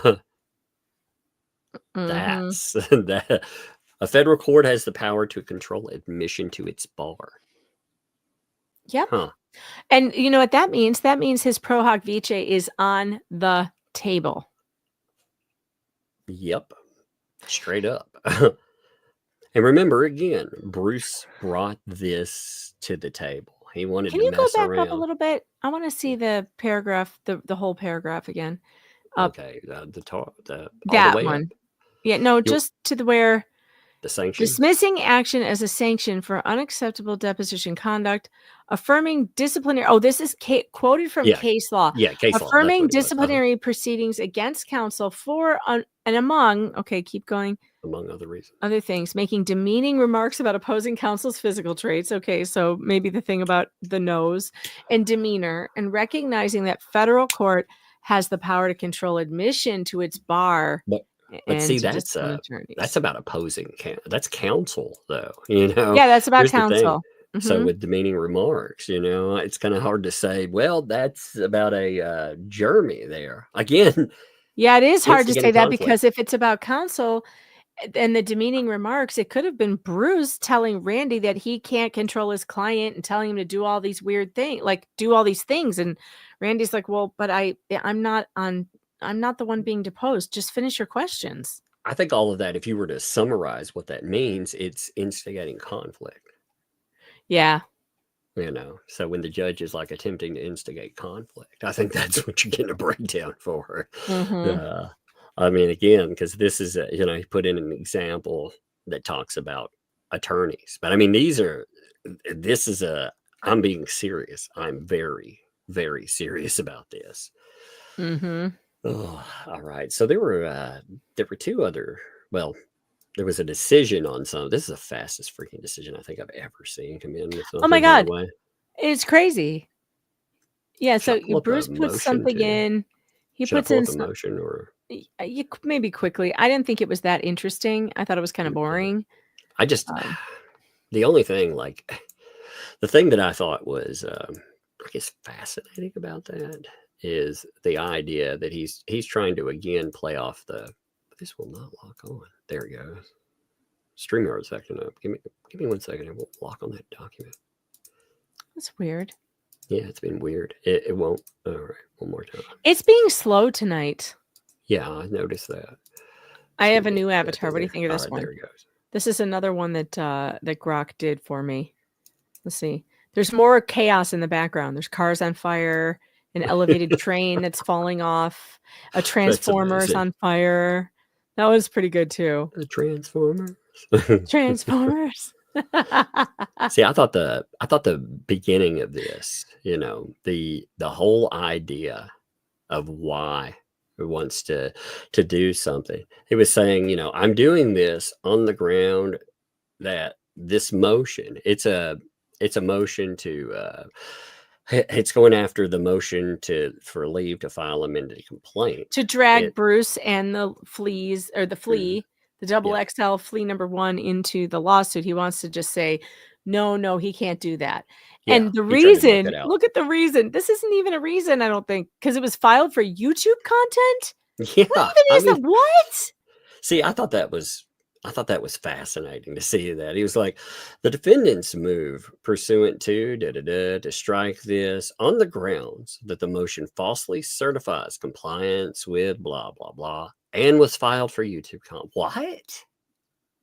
This is crazy. These people are defaming him every day, and he wants to bring them into the suit so that they will pay for what they've done, because it's untrue, these things they're saying, and it's damaging the things they're saying. Anybody who thinks that this is for content, like you would ever want people saying this about you. I can't stand the fact that this is happening to him. I hate these things that they're saying about him and me, for that matter. Who the hell wants somebody sitting around all day long, 4 or 5 hours a day, spreading lies and calumny about you? And that's what they're doing. I just think it's fascinating that he's trying to boil down all of the insanity, you know, that he doesn't want anybody looking at it. He doesn't want all of the stuff that came up about let me pull up this. Give me 1 second. Again, his statements, he's trying to play off. This is just again, there's a lot of stuff that goes into it. But remember, this supposedly, this isn't important. This is just about content. So a guy that is set around, that is trying to build an ecosystem bent on destroying a platform, an what the hales media ecosystem, where he's getting together with self-pronounced PR. Yeah, that's that ain't YouTube content, baby. That is something else. That's another level. It's totally bizarre. He goes through this too. I mean, he's just all over the place with it. He's the phone call thing that he's whining about, you know. I almost want to pull that up there. You know, the way he puts that in there, because it brings up when they're getting put into the whole motion. Yeah, about how he didn't have a meaningful conversation. They didn't have a meaningful. It's so whiny. I'm sorry, but 40 seconds is all you need. Hey, guess what? I'm pulling you into the lawsuit, and same with Lisa. So get ready for it. I'm filing it. Like, how much more time do you need? Yeah, that's what on December the 4th, the undersigned received a scheduled call from Shockett, 4:18 p.m. First 10 seconds, the undersigned couldn't hear due to have initially misfired touching the speakerphone Okay, button. let's think about that for a second. What does he mean misfired touching the speakerphone button? What did he hit instead? Indeed. But he's like, when he finally did activate the speaker and repeated his name there, Attorney Shockett identified himself being like, hey, counsel, this is Randy Shockett calling. Are you recording this call? So the attorney thinks he's being recorded there. Now, the undersigned says, no, what do you want? Yeah, and he's like, okay, well, Attorney Shockett states, I'm calling to have a conference again because I'm filing a motion to amend to add 2 defendants to this lawsuit. I'm adding Lisa Weeks, and also, the other person, I'm adding yourself. So, of course, he wants to knock that out of there. The undersigned responded, you're going to do whatever you want to do, but don't call me out of the blue, email me, and hung up. The call lasted 40 seconds, according to the undersigned's Android Galaxy call log. I wonder, with as much as Bruce lies about everything, and so do the people that he surrounds himself with, I wonder if this is how Randy recalls this phone call. Yeah, I'd be curious because, Of course, we won't know now because he won't be responding since it just got immediately denied. Yeah, and here's the thing too, with Randy's filings, I don't get the level of paranoia, like some people, like certain BBB seems to have, with the inane conspiracy and stuff. Randy's, he seems pretty matter of fact on it. He builds his statements and everything. So if he thinks maybe I'm being recorded, maybe he's being recorded, I mean, this whole thing, this is so crazy, though. He's like, 447, the undersigned mistakenly thinking Shockett. He called him a second time. Emails, even though he's like, yo, don't call me. He's like, he called me again? Wait, what? Oh, okay. But he's like, I don't get it. He's like, wait a minute. He emails him, it seems I missed a call? Yeah, that doesn't even make sense. So the undersigned at 4:47 mistakenly thinking Shockett had called a second time. After he said this, after he told the undersigned responded, you're going to do whatever you want to do, but don't call me out of the blue, email me, and hangs up on him. So then he's like, well, I thought he called me a second time. I thought you had a cell phone. It's pretty easy to tell. Wait a minute. He's got a cell phone. He should be able to see a missed call on it. Where's the call log? Where's the callback? I want to see that, Bruce. Put that in your motion. Where's your callback? Show me on the Galaxy phone where Randy Shockett called you back. Show me on the cell phone log where Randy touched you. Show me on the cell phone log where Randy touched you and called you back. Show me. I don't believe you. You're fucking lying. This is a lie. And you can tell because look at this. Look at this. Just the whole thing. So he says, counsel, seems I missed a call. Kindly email me ahead. It's just ahead to Jake to why would he need the subject? He knows what the subject is because Randy, he said I'm calling to have a conference under local rule 7.1 because I'm filing a motion to amend to add 2 defendants to my client's lawsuit, Lisa Weeks and yourself. So why at 4:53 would he then have to say call me or email me with what you want to talk about? Well, also, the undersigned hung up on the attorney. He said, hey, I'm calling to let you, I'm calling to have this conference here. And he's like, I'm hanging up on you. Then again, emails him and is like, well, seems to miss a call. Let me know the subject, arrange a time. Don't cold call me. Don't cold call me. Like it's a telemarketer. It's not a cold call anymore because now you know what it's about. Yeah, it was very clear. Why would Randy? Why would he need to send you an email when you clearly knew what he called about because you just described it above from the first phone call, which means you had a meaningful conference because you understood what he called about. You understood there was going to be a motion filed, and that's all you fucking need to know. So Randy writes back at 4:53 stating, hey, we spoke at least 2 minutes. You didn't, quote unquote, miss a call. You didn't do that. See? Yeah. To state that we didn't speak because you missed a call is an egregious misrepresentation, which will be shown to the court upon phone records. So again, he's saying, hey, look, I've got phone records right here saying you didn't miss a call, showing the call was not missed. In fact, we have substantive discussions.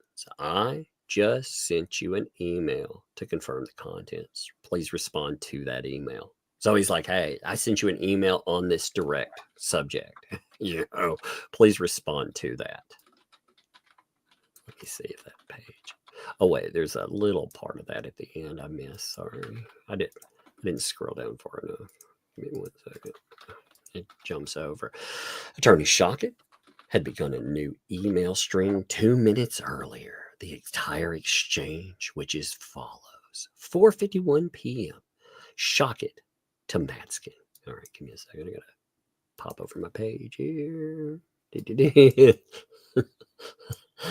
Oh, I do love looking at this stuff. It's so bizarre. It's just, I don't know, the way he conducts himself. He could be like, yep, okay, I've been noticed.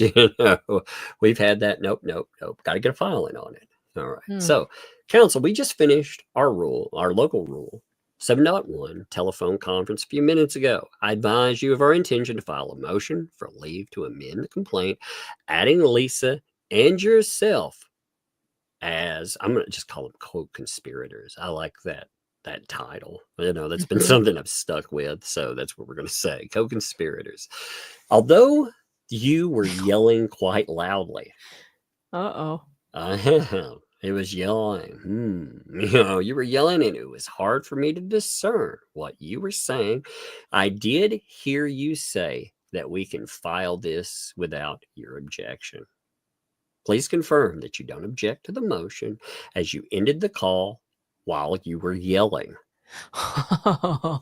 Yeah, so he's making it sound like I made this one sentence statement. Don't call me out of the blue, blah, blah, blah, and hung up. You know what I miss? Like, you know what I miss? I miss the 80s with the telephones that you could slam into the hook. Oh, yeah. Oh. Yeah, nowadays, if you slam it, you better have insurance on that. And it won't even hang up. You have to just find the red button and just, press it hard. And that doesn't really, it's not satisfying. But I used to have one of those phones that was so heavy you could pick it up and smack a robber in the face with it and knock him out, Yes. And it had that really heavy, and it was a rotary phone, the rotary dial phone. Oh man, those things were beasts. Yeah, and you could pick up, and it was the old black phone, the heavy, I don't know what it was made out of, but it was heavy as hell. But anyway, you'd be on the phone, and if you got mad, you could just slam that thing down on the hook, and it would just feel great. Even the ones on the wall phones, you could slam it back on the wall. You just can't do that anymore. You can't get your. I mean, how did he hang up in a fit? He was, and then, oh, look for the red button. I'm hanging up. Where's the red button? How do I? It's just not. It's not fun anymore. Hanging up on people is not fun.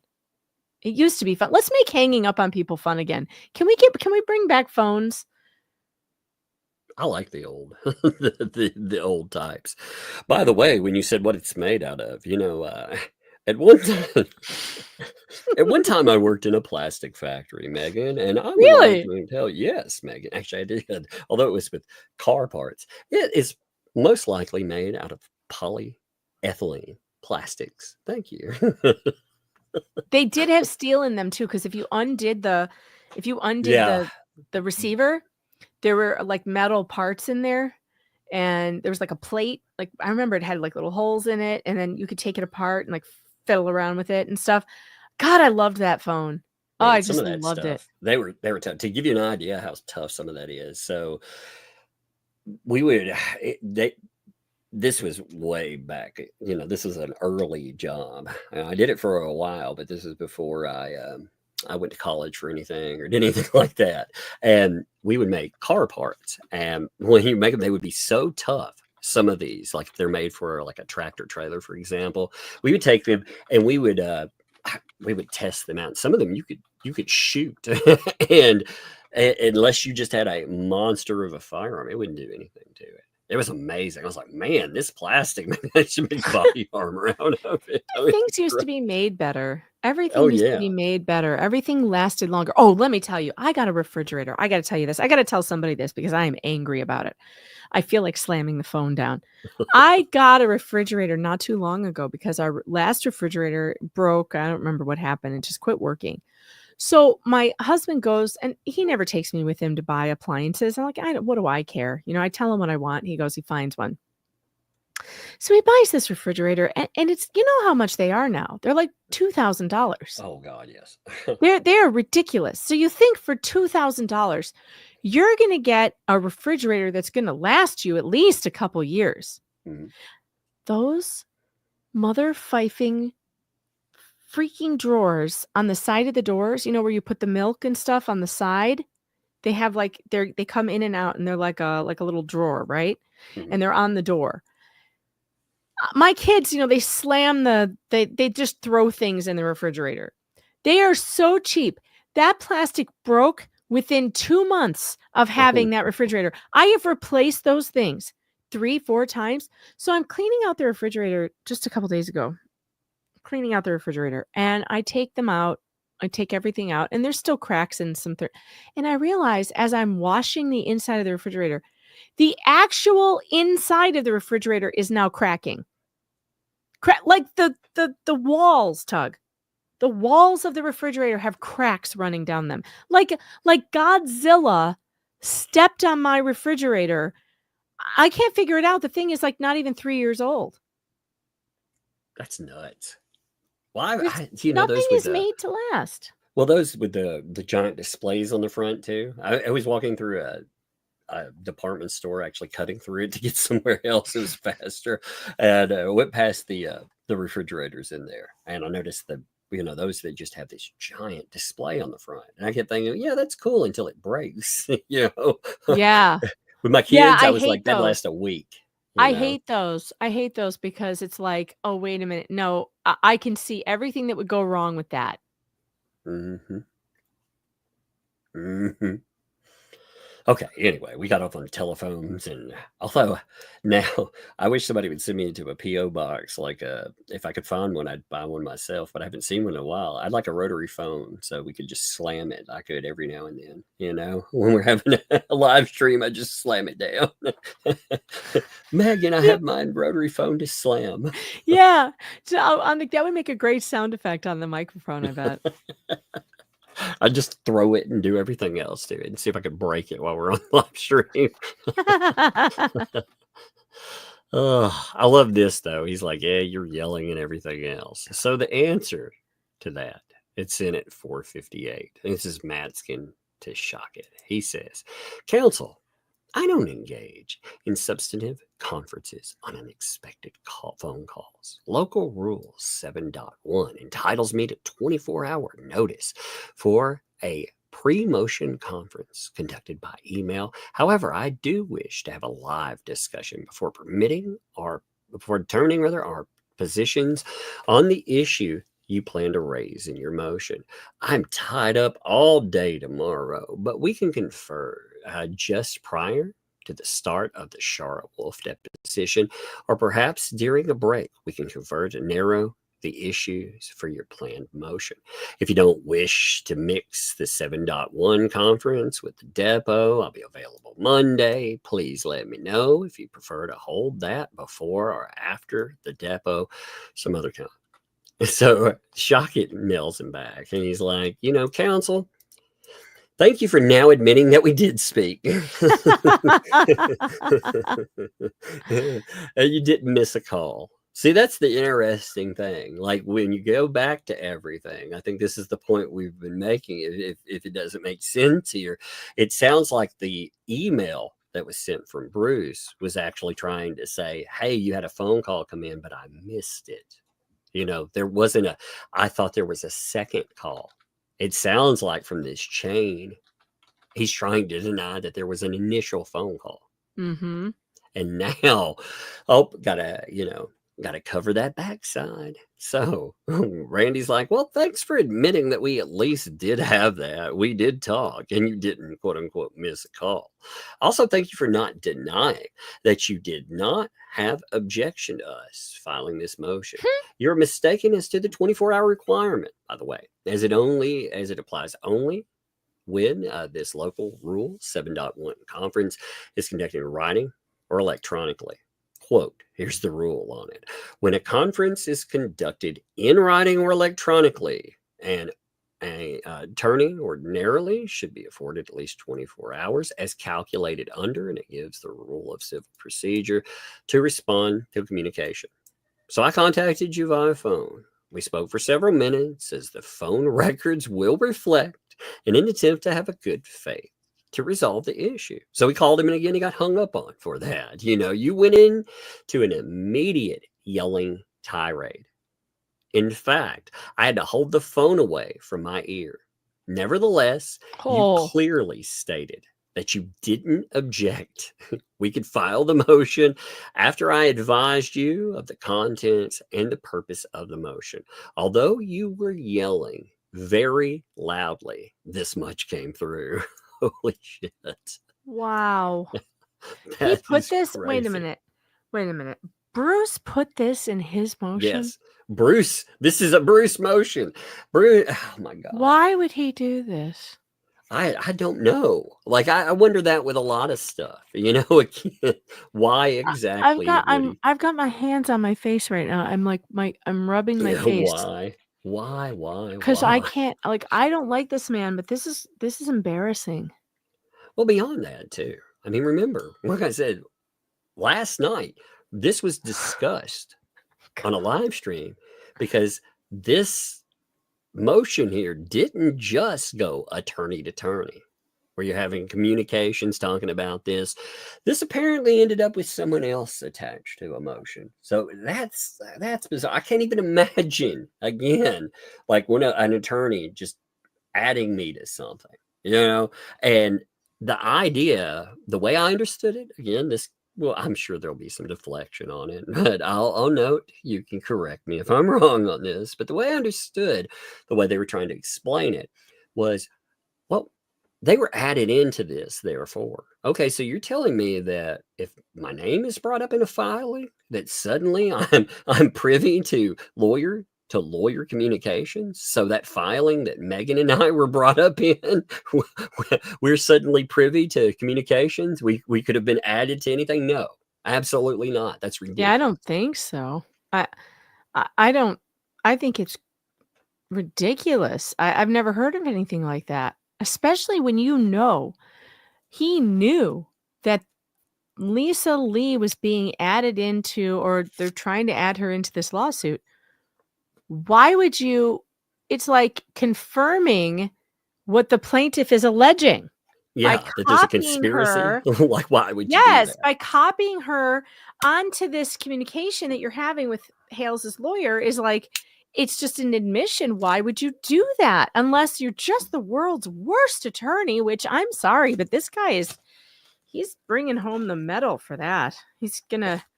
He would win the gold medal for that. It would be even more entertaining than that breakdancing thing. He is what was her name? Rachel something? Oh God, what was her name? That was the best breakdancing I've ever seen, by the way. Well, Ray Gunn. He is the Ray Gunn of litigation. Oh my God. He is the Ray Gunn of litigators. we need a good meme of breakdancing Bruce. He is the Ray Gunn of litigators, this guy. Bruce is gonna break it down on the dance floor. This is like, he literally got up on stage in front of the Olympic hosts, not hosts, the Olympic committee, and the entire world too. He just shit himself on stage. Oh, what is he doing? You know, that was the most amazing breakdancing. I can say one thing: everybody in the world did indeed talk about it, and it changed all the Olympics. It changed them, but not for the better. You know, I know. I really am sorry that they're not going to do breakdancing anymore. I personally think we should have an amateur breakdancing section. Oh, I love breakdancing. That's amazing. Oh my God, it was the funniest thing I ever saw in my whole life. Yeah. That was people dressing up for freaking Halloween with it and everything. It was great. So I'll inform the courts of the conference results, as well as your claim that you missed a call, implying falsely that we didn't even speak. We are filing the motion. So he makes it very clear there. We're going to file that. And then there's a And then he one did. other. And I think I got the notice around 4:30 that he filed it. And Yeah. I was thinking to myself, boy, it would be really funny if the judge responded. And after reading that other order, he might be mad enough to respond right now. Well, there's And one like other letter within before the 10. response. Oh, there's another one? Yeah. What? Well, there's one answer. Yes, he put in, this is his reply to Randy. So before we get the answer, Oh, I don't this think is I what he read replied. this. Oh, this is going to Yeah, be at stupid. 5:16, he notes, to be clear, there was no meaningful Rule 7.1 conference. I thought you called a second time that I missed because of the 42nd incoming call. But alas, that was the call, not quote unquote several minutes. Thanks. And if you file a motion, please do not certify I have conferred with you pursuant to local rule 7.1, as that would be a misrepresentation. In my prior email, I made it clear, or I did clear, I make it clear I wish to confer. I offered times of my availability. So again, that's the meat of it. And he's like, blah, blah, blah, pursuant to this, I'm filing. Okay, give me a second. I want to pull up the... I have never seen a response come in so quickly to something like this. No, me either. I literally had the thought and the judge responded. So I think the judge is doing the same thing we are, reading through it and going, bitch, please. Yeah, I'm pulling this up here. It's a very short one, so I was making sure to lock in on the decision part and not everything that was around it. So here we are. Yeah. So listen again. Look at how fast this comes through. You know, I mean, it's ordered. Like the judge is like, boom. He's like, it's ordered today. That'd be the 9th day. It was like within 10 minutes. Yeah, it was fast. It was very, very fast. And their motion to strike, they argued the plaintiff failed to comply with. Again, they go with 7.1 before moving for leave to amend. No response from plaintiff is. So Randy, again, you don't have to do any work, sir. No work for you. Yeah, but as far as Bruce is concerned, Denied. Sit down. Yeah, the I like motion to this. strike, it lacks merit and is denied. It not just denied, it lacks merit. Oh, you mean 5 pages of wah didn't convince a judge that it had merit? Oh, I'm so shocked. Color me shocked. Man, this is amazing. I'm just, how many denials? What is that? 3 all in this one little 3 bunch? in one day. In one day. Wait, let me just, so that you understand how many denials. We had the first one that we read, but it also had a second denial in footnote number 4. Yeah, and and it came with the don't even respond, plaintiff. Don't even care about that. 2 of them came with don't respond to this. But this is what Bruce heard all day today. Denied. Sit down. Denied. Sit down. Denied. Sit down. 3 times in one day. I have never seen this happen ever in my life. That's amazing. I mean, yeah. God, congratulations, Bruce. Congratulations. What an achievement. You He's a have record achieved setter. something that I have never thought possible. He's famous. He told us. Remember, he's famous. You know, maybe he is. Maybe he's maybe save it for it. Maybe save He's it for going to that. end up in the Guinness Book of World Records for the most denials by a federal court judge in one day. I wonder if anybody else has ever gotten 3 in one day.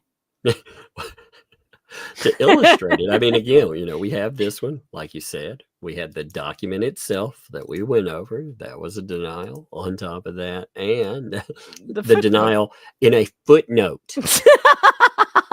Do they have an awards for lawyers? Do they have like award shows for lawyers? Like where, you know how they have the Razzies where you give awards to like the worst shows? We need awards like that for the worst lawyers. Man, I need what would we call that? Footnote. I don't know, but I need a song called Footnote. I'm gonna. Footnote. Yeah. Do you want to write a footnote? I denied him in a footnote. I'm I actually thought it writing would that be down. fun. That's my next one. Footnote. Yeah. It saved me a lot of time because he wasted all my time and I was done. He saved me time because it's a crime reading through this bomb. I mean, it's amazing. I've never seen a footnote denial like that. Just like, Footnote denial. And he's telling again, hey, plaintiff, don't worry about it. You go ahead, you do your thing. I mean, I love that. He's like, the court's going to save people time. You don't even have to write this. This one was amazing too. I mean, the first one, the first one again, we read everything through. That last one, it's like, yep. And on this one, hey, we're going to save the defendant's counsel the time of drafting the motion. We're not going to do that. So crazy. This is so crazy. And are those channels going to actually try to say that this guy is a good lawyer? Are they going to try to say Of they're course. winning? They're winning. They're going to keep saying they're winning. Look, all I know, you guys know differently, right, chat? You know that this is not winning. This is losing on a level that I've never seen before. This is that is weird. Hey, I'm going to mute for a second. Just give me 1 second. I got to turn something off. For some reason, I have a big TV behind me and it just cut on. There's no kid or anything. I heard that. Yes, it's cutting on. And here, I'll turn this off and I'll tell you. That's super weird. That's creepy, Tug. Tug's living in the middle of a horror movie right now. He just doesn't know it yet. Don't go up the stairs. Go out the door. Run, Tug, run. Yeah, but they're gonna complain that they're gonna say that they're winning. They're gonna try and put a spin on this, that this is good for them somehow. But I hope you guys know this is the furthest thing from good. This is the furthest thing. Oh, maybe the squirrel has the remote. That is a good point. It's possible that Tug's squirrel that's always mean mugging him has the remote. Could be screwing with him from outside the window. That was really weird. I was you have a ghost? Did you sit on the remote? Does the squirrel have the remote? That's weird, man. Is it doing it again? I just heard it again. No, I'm cutting it off to see if it stays off. There. It's really creepy. It could be picking up something else too in the house. It might have, Yeah, the spirits of the undead. Something in the house. Oh, you mean Evil like dead lawyer? The ghost of denials past. You will be visited by 3 spirits. Denied, and denied. Oh my God. It's been an amazing day. I think that is plenty to cover today. So I'm going to do some super chat. So you're going to stick? Well, I'm actually going to, maybe I'll stick around for a little bit, but don't forget tomorrow night. Oh my God. Yes. I forgot to hype this. Yes. Tomorrow night is going to be huge. Okay. This is no joke. This is big time. When I use the word bombshell, I don't use it sparingly in this case because there's been some major ones, but this is the nuclear bombshell. This is amazing. Tomorrow night on Megan's channel, I know what's happening. And oh my God. So Megan, would you like to tell us a little bit of what we will see? Tomorrow we begin the Northport files. And the Northport files, for those of you who don't know, Northport is where Lynette Preston and John Cook lived way before they met Jeremy Hales, way before Jeremy was a part of their lives. So anybody telling you that Jeremy somehow found these people and turned them into a storyline for his YouTube channel has no idea what these people have actually done to other people before they met Jeremy Hales. And I know. And I've got the goods, I've got the proof, and I have an entire 15-minute video. Yes, 15 minutes of video evidence of how John and Lynette were viewed and behaved in Northport, Florida. And nobody is going to be able to blame Jeremy Hales for this story that I have. it's something else too. It is I have seen a bit of what's coming, and let me just say, wow. I don't want to ruin anything. I'm going to send you the updated video because I've been working on Okay. it all day. Because what I gave you, it was like not edited. I Yeah. didn't put all the screenshots in. So now I've got all the screenshots from the Facebook activity. I've got other video from a confrontation in a parking lot. I've got, I mean, there's a lot, you guys, and it is going to destroy the narrative that Jeremy Hales somehow made up this entire story, made up the character of these two. It is going to destroy the narrative that these are just poor, disabled, good-hearted people who have never done anything to anyone ever before. And Jeremy Hales is a monster. Never again is anybody going to be able to do that. I can't believe. Like, I can't believe this stuff happened in the past, but I can't believe the way we end up finding out about that. It's kind of like the Bruce method. The people that should be clamping down and not saying anything that leads people back to find out stuff. Yeah, they don't keep their mouth shut. They actually bring up people. They think they're going to own them because we'll never hear a comment from that person. Well, unfortunately, they never met one Megan Fox.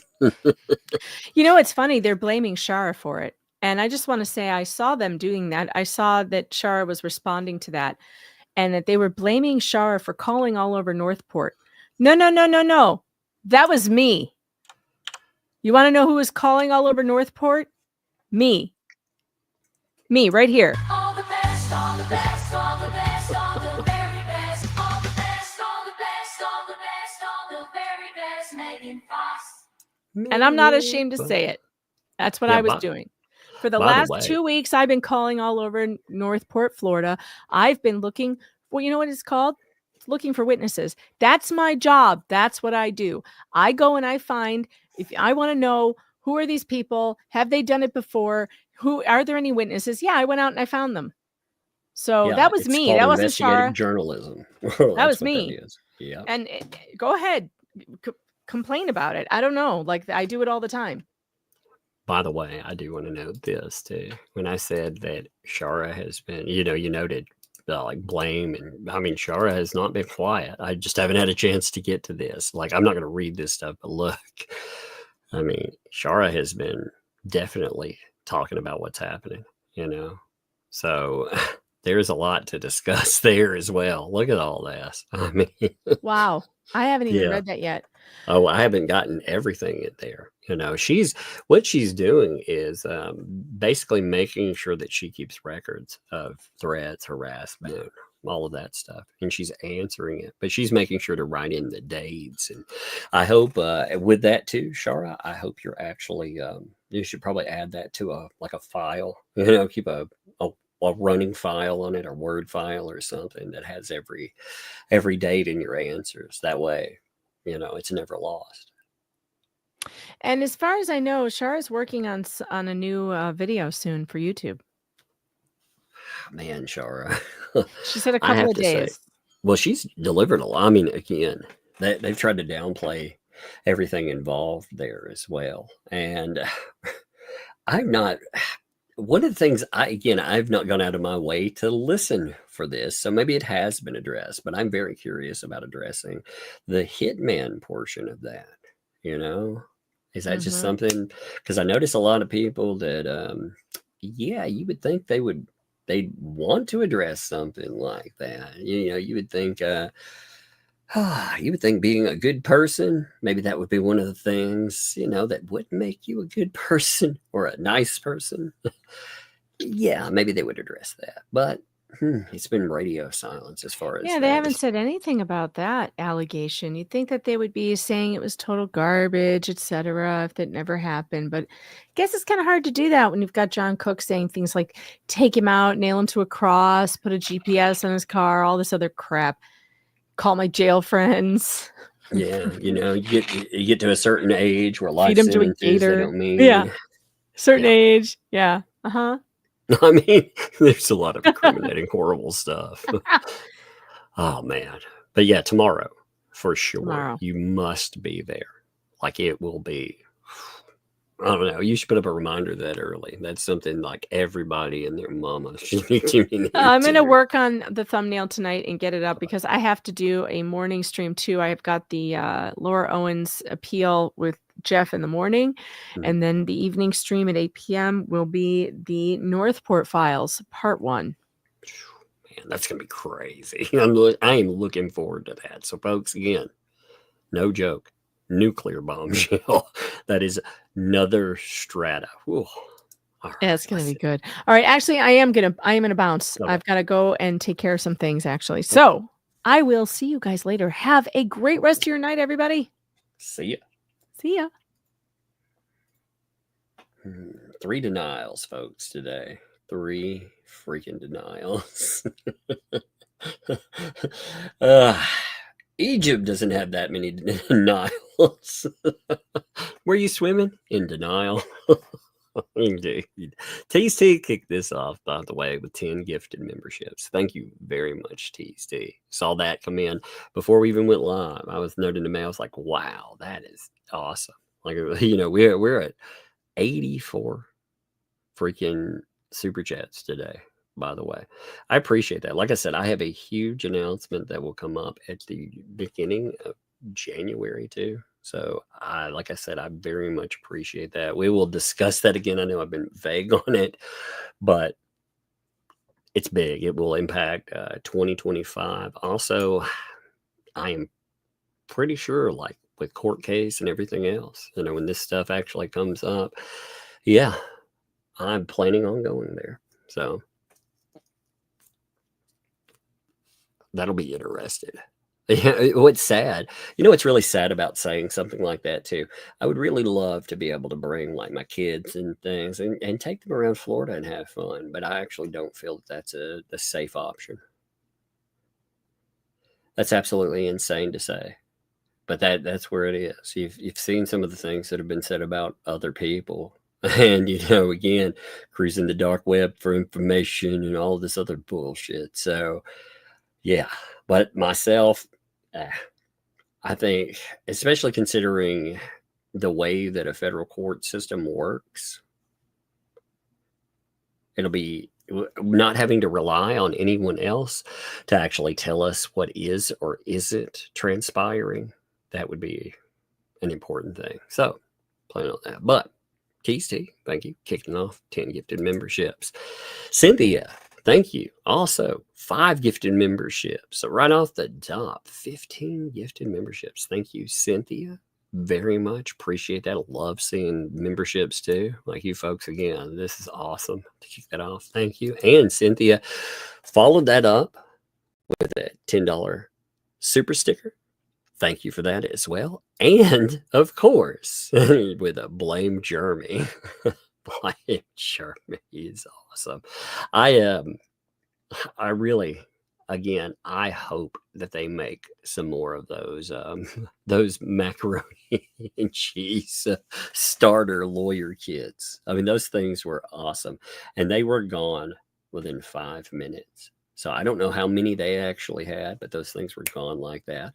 And thankfully, they mentioned they would set aside one. I like to keep something from a case that I cover, and that's something that I would love to have on my wall over here. One day I'll have to show you the wall and all the crazy stuff that I've picked up. You know, like from the Depp case, the mic that blew up while we were freaking live. The mic shorted out.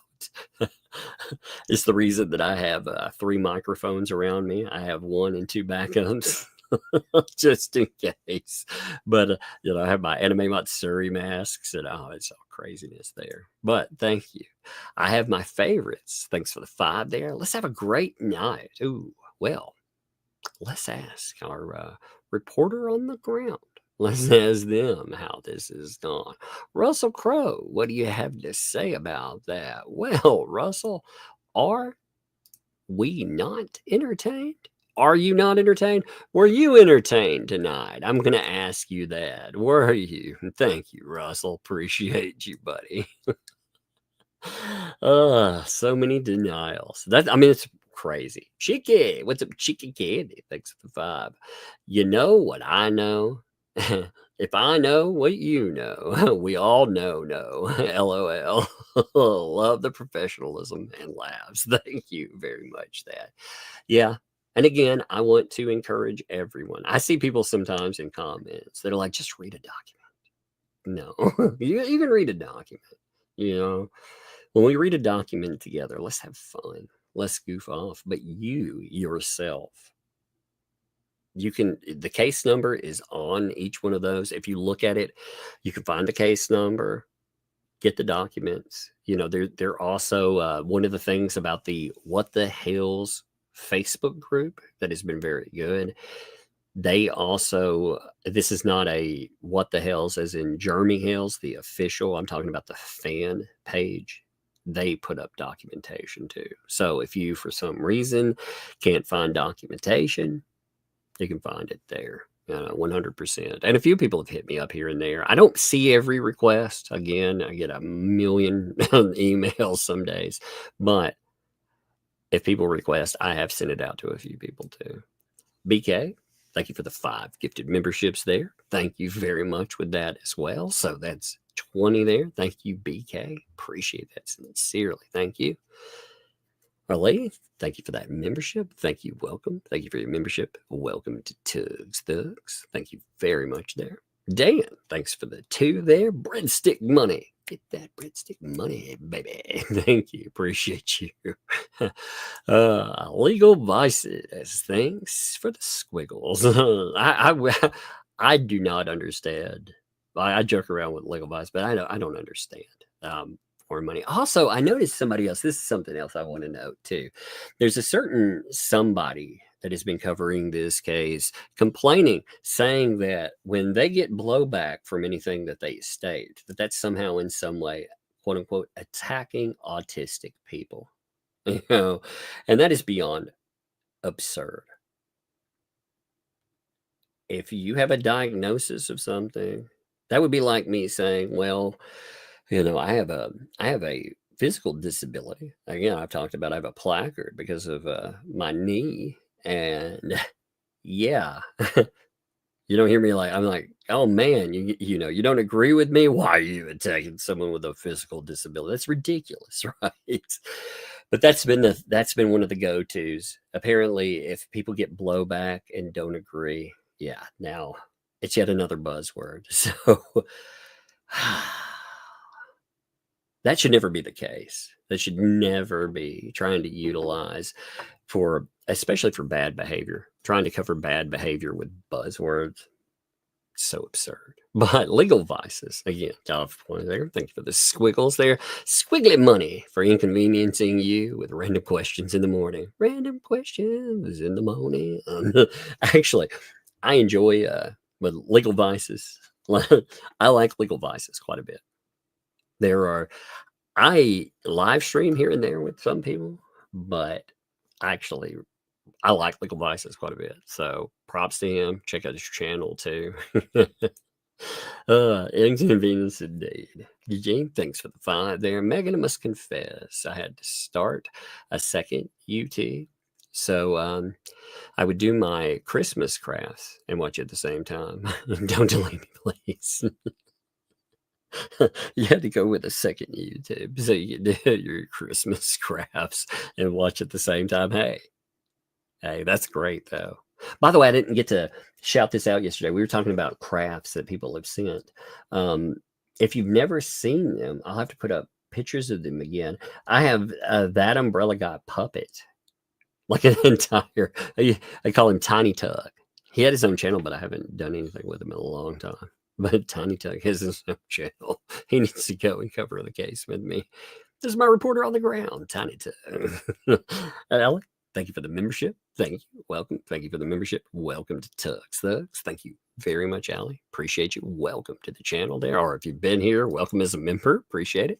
Sticky. What's up, Sticky Widget? Thanks for the 5 there. Encountered tractor trailers stuck under a railroad viaduct on the way to work today. I blame. Who should we blame? Jeremy. That's right. I blame Jeremy. Indeed, man. How could you let that happen? What a monster. What a monster. Ragu. Thanks for the 2. See, I like it. I like the poet and don't know it. Bubbles is floating down the river of denial. Indeed. He's made a few pit stops, you know. I didn't realize there were 3 rivers called denial. He's taking a dip and a dip and a dip. That was amazing. That I don't understand some of his filings, by the way. I don't understand why you would put certain things in filings. But sometimes they seem like tantrum filings. I mean, when you look at that email exchange and then putting that in, does that not look like a tantrum to you? Because that's what it looked like to me. A fallen hero. Thanks you for 24 months, 2 years on that. Man, props to you. Appreciate you. Yeah, there's not a stat. That's a big statement, though. So thank you, my friend. Appreciate that for sure. Squid Broquo, what's up? Thanks for the 2. Look up the judge's photo. I would call him Daddy. I saw him earlier. Yeah, he looks like a no-nonsense judge, actually. You know, people were talking about him and what he looked like, you know, in a positive way. They were actually, they were talking about like he was attractive there, you know, but he looked like no nonsense. And I would very much agree with that. He doesn't look like he would take any guff off of anybody. And his filings say that too. You know, one thing I do want to make clear here that he noted to everybody. Again, you know, there's going to be so much spin on what happened from these crazy people. It's going to just be, it's going to be out there. But if you look at it, the thing that they said would happen did not happen. There were no sanctions. The case was not dismissed. None of that stuff. And remember, they were telling you, remember in that filing, it said that essentially there was instigation. You don't instigate somebody. But I would even go so far as to say that having someone involved in, I would consider them a co-conspirator. That's what was noted in emails and stuff. Yeah, having somebody stand across from me as a co-conspirator, that in and of itself would be instigation. Yeah, that photograph. Yeah, green veggies. I did see everybody talking about it. Green veggies. Thanks for the 2. Please, Daddy, may I have another? Yeah, would you like another helping of denial? Daily Dysfunction. Thank you for the membership there. Thank you very much, Daily Dysfunction. Appreciate you quite a bit. Thanks. Taz, thanks for the 2 there.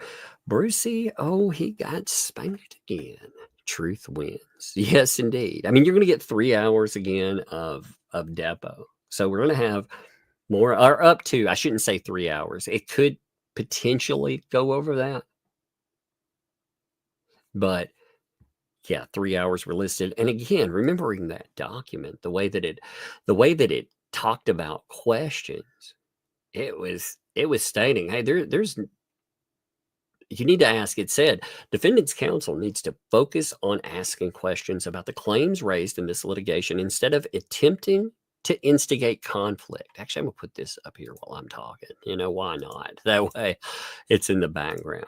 Because that statement there, by asking about unrelated matters involving plaintiff and defendant, too much time in plaintiff's depo was devoted to irrelevant information about people and events that have nothing to do with the claims in this case.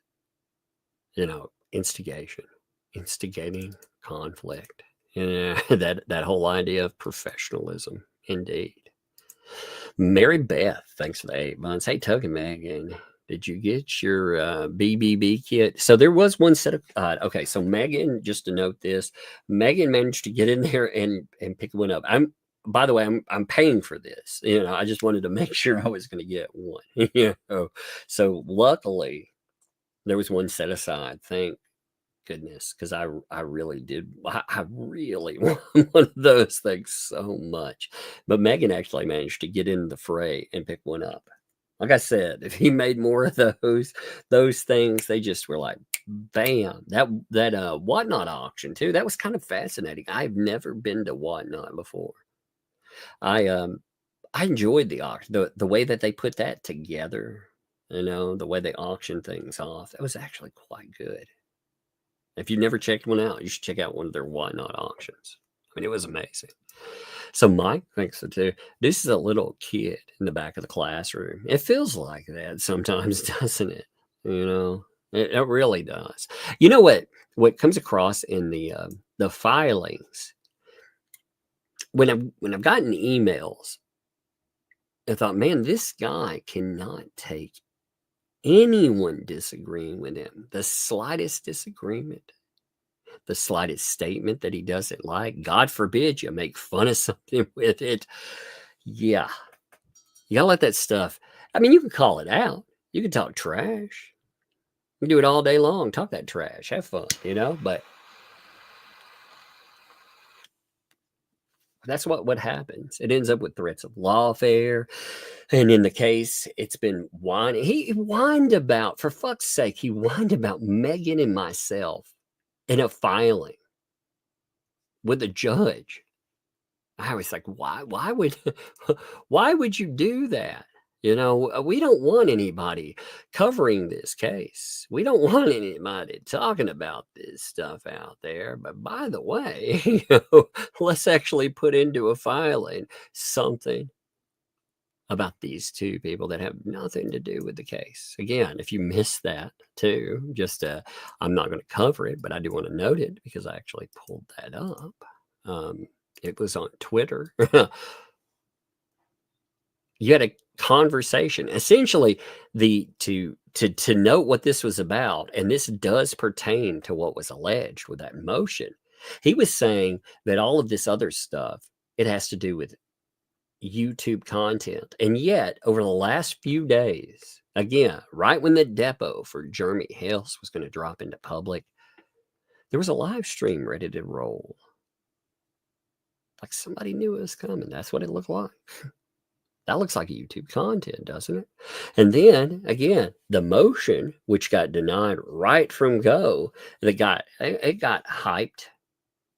And there's nothing wrong with, again, hyping a motion if you want to talk about it, give your opinions, laugh about it, you know, chest thump, whatever. But it is very bizarre to have communications between attorneys and to have all of this stuff, you know, that's put into a motion and have it delivered. It does look like you're talking about that. That whole idea of an alleged conspiracy makes it look very real, doesn't it? Sammy says, Sammy, bad, crazy. Like that. Thanks for the 2. Love you guys muchly. Bug and Lug. I think I'm going to have a raid or 2. I think speaking of it, I think I hear, yes, indeed I do. What you doing, kiddo? what is that? What is that thing?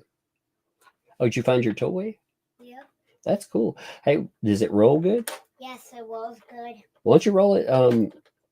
Oh yeah, that'd be cool. Hey, see how it rolls on the, you know, in the you know, the kitchen stuff? Yep. See how it rolls in there. Don't turn that on right here. It'll be really loud. Okay. But I just wanted to turn it down. yeah, that's fine. But see if it rolls, you know, you can check the carpet in the hall, but also see if it rolls better on the hardwood. Okay. You know, just don't push it hard. Don't leave any marks on it, okay? All right. Love you, baby. Showing off stuff. She's checking on me today. She's making sure I'm okay. So that's so nice of her. Wendy, thanks for the 5. Bubbles getting deposed would be very entertaining. Yeah, there's a lot of questions. I really have questions about communications. You know, the communications between the two parties that, I don't want to say they've been added, but they were added to documentation. It's a request to add them. Those two parties there, they probably have some fascinating communications. So you got to wonder about all that. Well, wishful rather. Thanks for the 5. I'm now calling Bruce blah, blah, blah. That is all he does. Someone please hand him back to me and spit it out. I do think there's a lot of blah, blah, blah. There's a lot of nonsense that gets, you know, spoken. And again, I don't have a problem with hype beasting, but God, how many times can you be wrong? What's up, kiddo?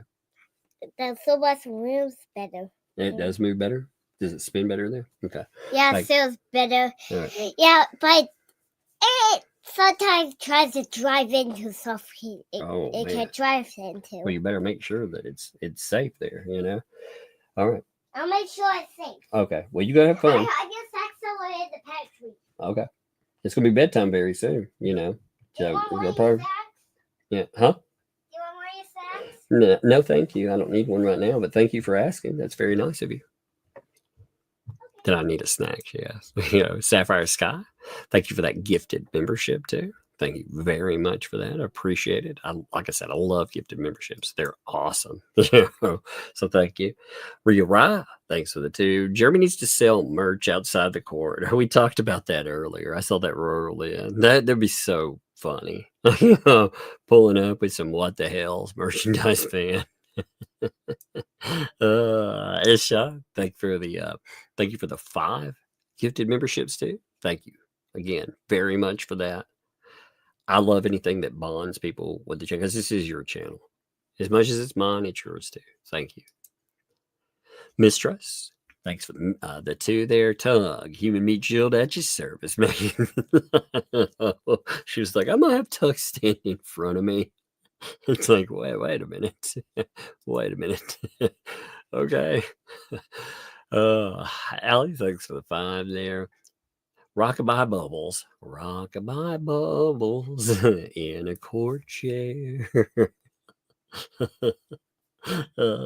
He wouldn't meet Jeremy else there. Oh, love it. The rockabye bubbles, wiping his brow, motion for audio, won't get it now. It's beautiful. Sit down, denied.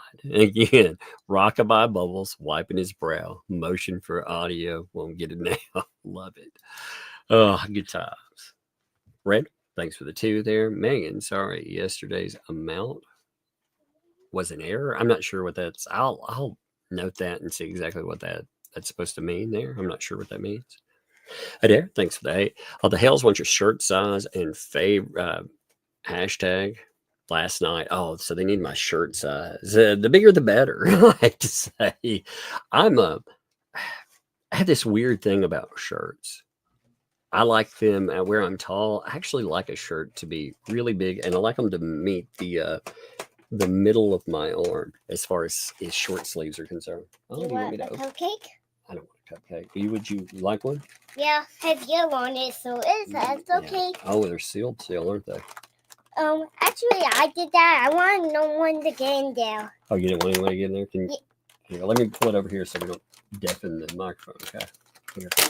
There, I know it's a little loud. There you go. Yeah. You can Which take it. yellow would you choose? I don't know. Which one do you like?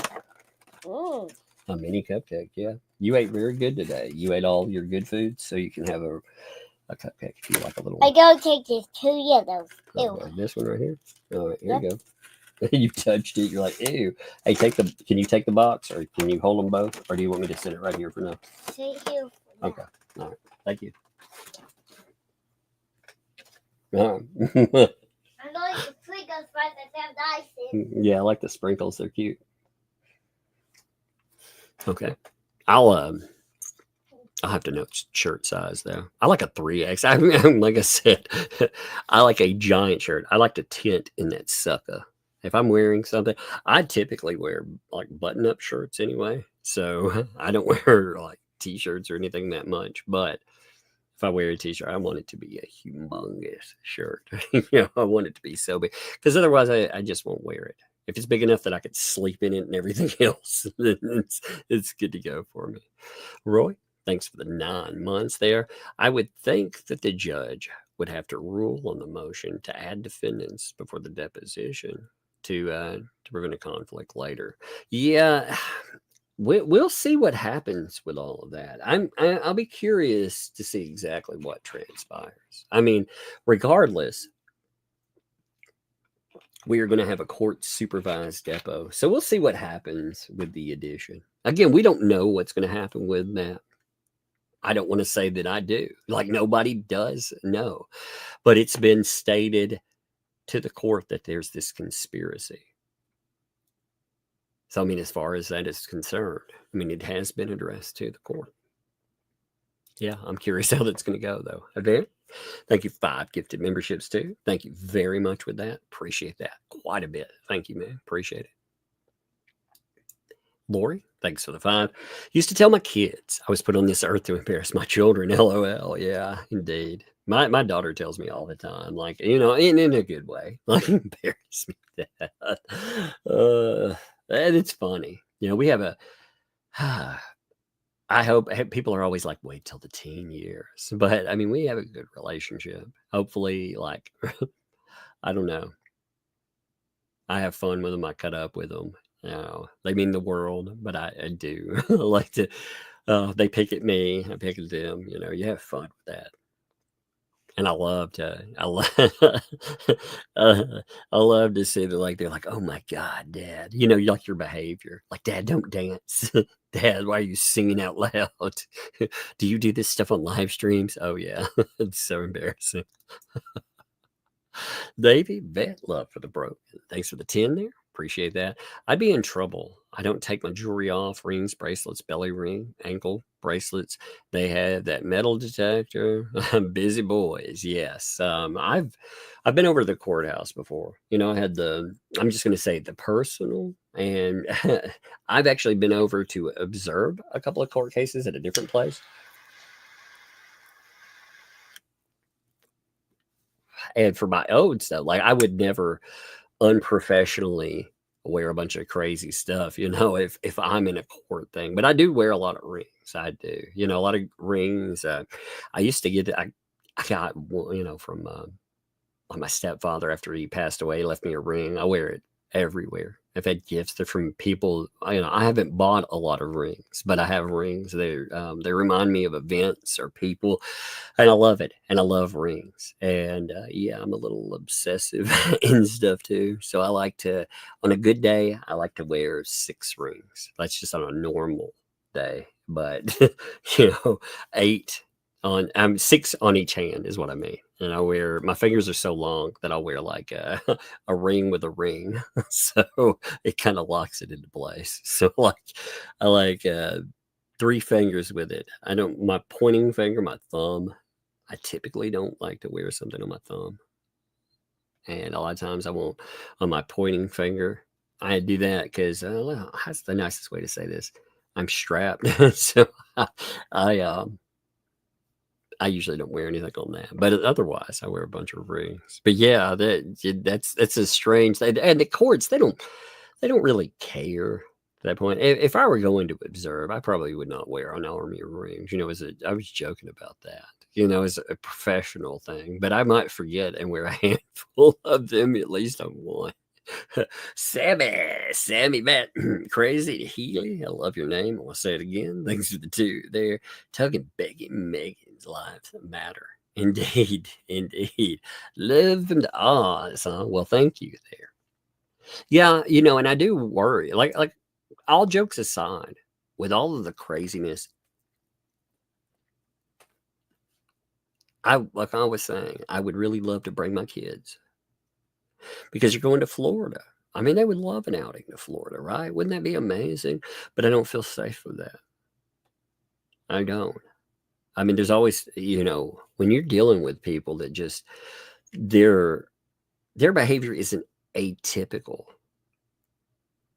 There's been just outlandish threats, and you've seen them. You have to worry about safety. So I do have some concern about that. At the same time, I do want to cover a case. I mean, it is something I think is, again, it's important. There's a lot of spin and a lot of insanity. And watching it, no matter, again, I think Jeremy has a strong case too. I think he's in the right in this case, but you don't know how courts go. So I'd like to see how everything plays.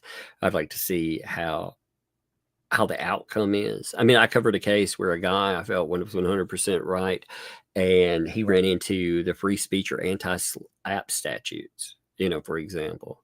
Now, this has gone well beyond that, so we don't have to see it. But in covering that, there was a guy that was called pretty horrible things. It ruined his life. And a judge called that free speech. So you never really know what a court will do. But Jeremy has a very strong case, a lot of evidence. It's always downplayed by certain people. And again, look at the defense against signs. Look at how they tried to roll with that. I mean, the whole personal attacks on Megan's parenting. Yeah, Carolyn. I mean, it's just nastiness. It's expected at this point in time. It's actually expected, as thanks for the two. Butter on the Ropes sounds like a new song. It does, actually. Butter on the Ropes. How'd that new song come out, by the way? Did y'all like it? I thought that was a pretty damn good banger. It took me a hot minute to find the beat. Actually, the song sometimes that's been, it took me quite a few hours to put that thing together. But I like that dude with the Woolly debut. I'll probably end on it too, since it's new. I liked it. Dan, thanks for the tube. Judge Daddy, let the flogging begin. Indeed, I've seen that actually a few times. Judge Daddy there. AFK, thanks for the 5 there. Deuce and Amber Turge collab. My Deuce got stung by me. Oh no. Oh no. I saw, by the way, I thought about doing a live stream on, again, there's the stuff with Paul Barisi that's still being targeted with all that craziness in court. And I need to do a follow-up on that. There was the insurance company saga finally ended. I need to do something on that. So yeah, there's some updates, and that was years after the facts. Craziness. Aussie Wombat, thanks for the 3. Bruce knows it was gonna be now. Oh, indeed. Sapphire Sky, thanks for the 2 months on that, by the way.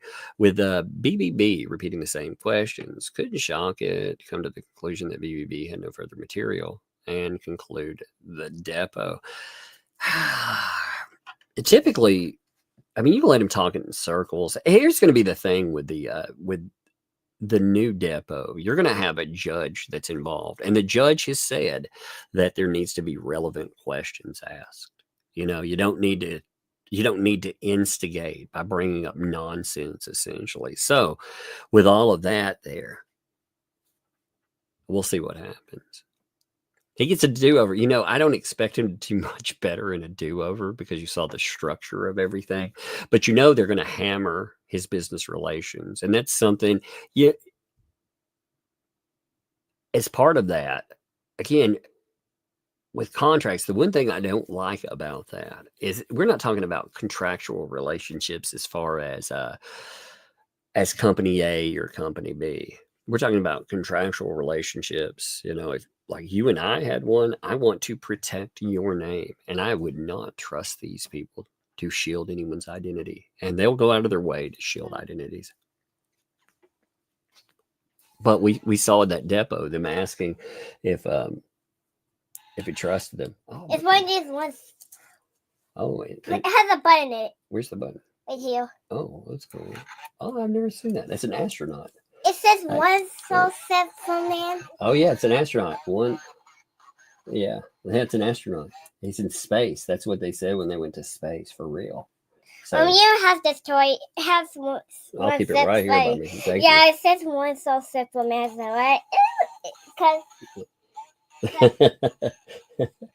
Thank you for that. I appreciate it. That's beautiful. Yeah. Love you. Love you. All right. Hey, close my door, okay? Can you do my passcode? Can I do your passcode? Yeah, bring it to me. I'll do your passcode. Bring it to me. I get that one so set for man thing down. Okay. She brought me a stuffed animal. It's a little astronaut. And it's doing the one small step for man. They're just funny. So I'll have to show her the real thing tonight. Joyce, thanks for the 10. I wonder how many times Bruce will have to fly back and forth to Pensacola. That is a very good question, too. And remember, Bruce caused that. Just remember that. Bruce caused him having to travel. He didn't want to have to travel. They wanted to do Zoom.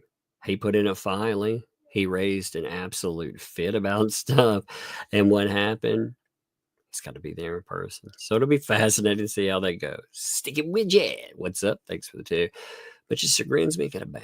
crampons. 5 and crampon. I know, man. Well, appreciate you, Sticky. Thank you. Cheryl, thanks for 20 there. Thank you very much, Cheryl. Appreciate that. Buy Bung some time for pizza bites. She loves a little pizza bite. That's what she was asking her sissy. She's at that growth spurt place too. You know, I'm like, good Lord, how much food can you eat? My grandma used to say, you know, do you have a hollow leg? You know, so I feel with that. Nikki, thanks for the 5 there. BBB is DDD. That's true. Bruce is denied. Indeed. You have that for sure. Vanessa asked about the closed captioning. By the way, I will check settings on that. You know, I want anybody that watches the show, if you need any kind of assistance with something, you know, making pictures bigger, I try to do all of that as much as I'm able to. So if there's a button that allows that during live streams, I don't know how that works during live streams. You know, I know you can do that with when we're watching something, but that's after the fact. But I'll check it. I'll see if something has changed. You know, because I click on any assistance buttons that are out there available. I try to make that all available for you. Carol, thanks for the 2. There's not a statement attached, but the statement is in backing. Thank you for your backing. Appreciate you. Sapphire Sky, thanks for the 5. I like the name too, Sapphire Sky. A dude won't be able to hide himself. I can't hide anyone else in the depot. This Bruce Deuce is not professional or a lawyer by bar standards. I'm wondering with behavior, man, some of this behavior, sometimes I'm like, how far can you go? How far can it go before? Yes. Okay. Bring me your tablet. She wants me to passcode her learning tablet. It's actually a word tablet. Yeah, it's a learning tab. Do you learn a lot on it too? You practice your ABCs on here, right? Yeah. You learn counting? Yeah. Can you show me counting? Here, let's count. 1, 2, 3, 4. Here, let's mute this. Okay, there we go. What's after 3? 4. 5. That's my age. 5. That's you. That's right. What's next? 6, 7, 8, 9, 9, 10. Great there. You are doing so good with But those. look, You hammered it in. Look, go next cookies. Boop, boop. Oh, that's cool. Well, take the duckies upstairs. It's fake duckies. Yeah, well, okay, fake duckies. My bad. Yes, they're not real duckies. They're rubber duckies. Yeah, that's Yeah, true. it's a game. Yes, we do. We don't want a game where we're knocking over real duckies, right? Yeah. Exactly. The real ducky. Yeah, she got her counting. I think we're up to 30, 40. Ducky, 2 ducky, You know? 3 ducky, Yeah. 4 ducky, 5 ducky. Yeah. Hey, take it upstairs, baby. I'll cut how we duckies do. Hey, take it upstairs. Hey, don't play that on the steps. Like, Okay. pay attention to when you're walking, okay? Okay. That's the one thing I don't like about devices. You know, the distraction. Try to limit it. You know, you put a passcode on it because you don't want to give open-ended time to kids. You know, you'll have some time like when we're learning, and also at the end of things. But the distraction there, heck, adults are distracted. So you got to watch that with kids for sure. Max Lab. What's up, Max Lab, man? Thanks for doing. I love sending docs for content. Yes, I appreciate it too. You know, I'll get sent stuff. Max Lab is usually right on it too. So I appreciate that. You know, for sure. If I've had a crazy or busy day, I know that Max Lab sends stuff out really quickly. There's a couple other people too. I don't know if they want their names out there, but when you put them all together, and like I said, I appreciate you all that way. I don't miss stuff that's important, you know. So thank you. You know, another thing too that's interesting, we had a plan for today. We were going to go over certain things, and if we make a plan, you notice something happens every time. So tomorrow, I wonder what's going to happen tomorrow that's going to kick off, because Megan has a huge plan for tomorrow. I wonder if by that rule we're gonna have something crazy pop off too. Dora the Explorer begins. Thanks for the 2 there. Can be participate in lives and reference case. He has been quite a bit. You can talk about the case, but here's the issue. You know, sooner or later, what do you think's going to happen if he loses? How do you think his clients are going to respond to everything that's happened? Like this, just hypothetically, how do you think the clients, they're going to respond to, say, the bar, talking about professionalism and more? Do you think they're going to be calm and collected? Or do you think we will see a lot of communications, a lot of allegations, and more? Because I get the feeling, you know, that might be crazy. Hey, Horse, thanks for the 5 or 10 there, rather. What will happen? BBB can't pay for court reporter. Well, that would be a real problem. That would actually be a very big problem when he's been told you've got to do this. I mean, it's a judge's order. Hey, this has to be there for him. Oh, I also love both of you, to Tug and Megan. Thank you very much. Love returns. Thank you very much there. Jack Miles, thanks for the 2. The off the rails unprofessionals. Another show idea. I like the idea of a show. Megan and I, we have good mic chemistry. You know, we actually cut up very well. I have a lot of fun. I don't worry also. Like some people you have on, you worry about their behavior in the after. If they personalize, Megan doesn't personalize anything. She cuts up, she takes jabs, and you know, you can cut up with her and have fun. And it's just a lot of fun. I appreciate her too. You know, she was saying yesterday, she hit 50K, by the way, subscribers. So props to her on that. I really want to give her a shout out on that too. But I also want to give her a shout out. She's like, hey, I'm glad, you know, appreciate you, Tug, for doing that. Well, I appreciate her. You know, it's been a lot of fun. I've never co-hosted with anyone. I have done a lot of live streams with, like, say, a Yellow Flash, whom I'm friends with, and I've had a lot of fun there, but I've never actually done a show like this, and it's good. I think it has legs and it can continue, and we can have fun covering all kinds of stuff with it. So Marcy says, thanks for the 5. So embarrassing that an attorney brags about needing to use a free service. Yuck. It's weird, wasn't it? Actually, I took that as so you're talking about the screenshot here, actually. Let me pull that back up here. So you're talking about this with the depots. I took this as a threat because Megan was talking about they didn't have money to drag her into you know, to court and do anything. And he's like, actually. So the way I took this was, oh yeah, we can definitely drag you. Again, I would not put it past Bruce and these people to sue. If they do, we'll cross that bridge when it gets there.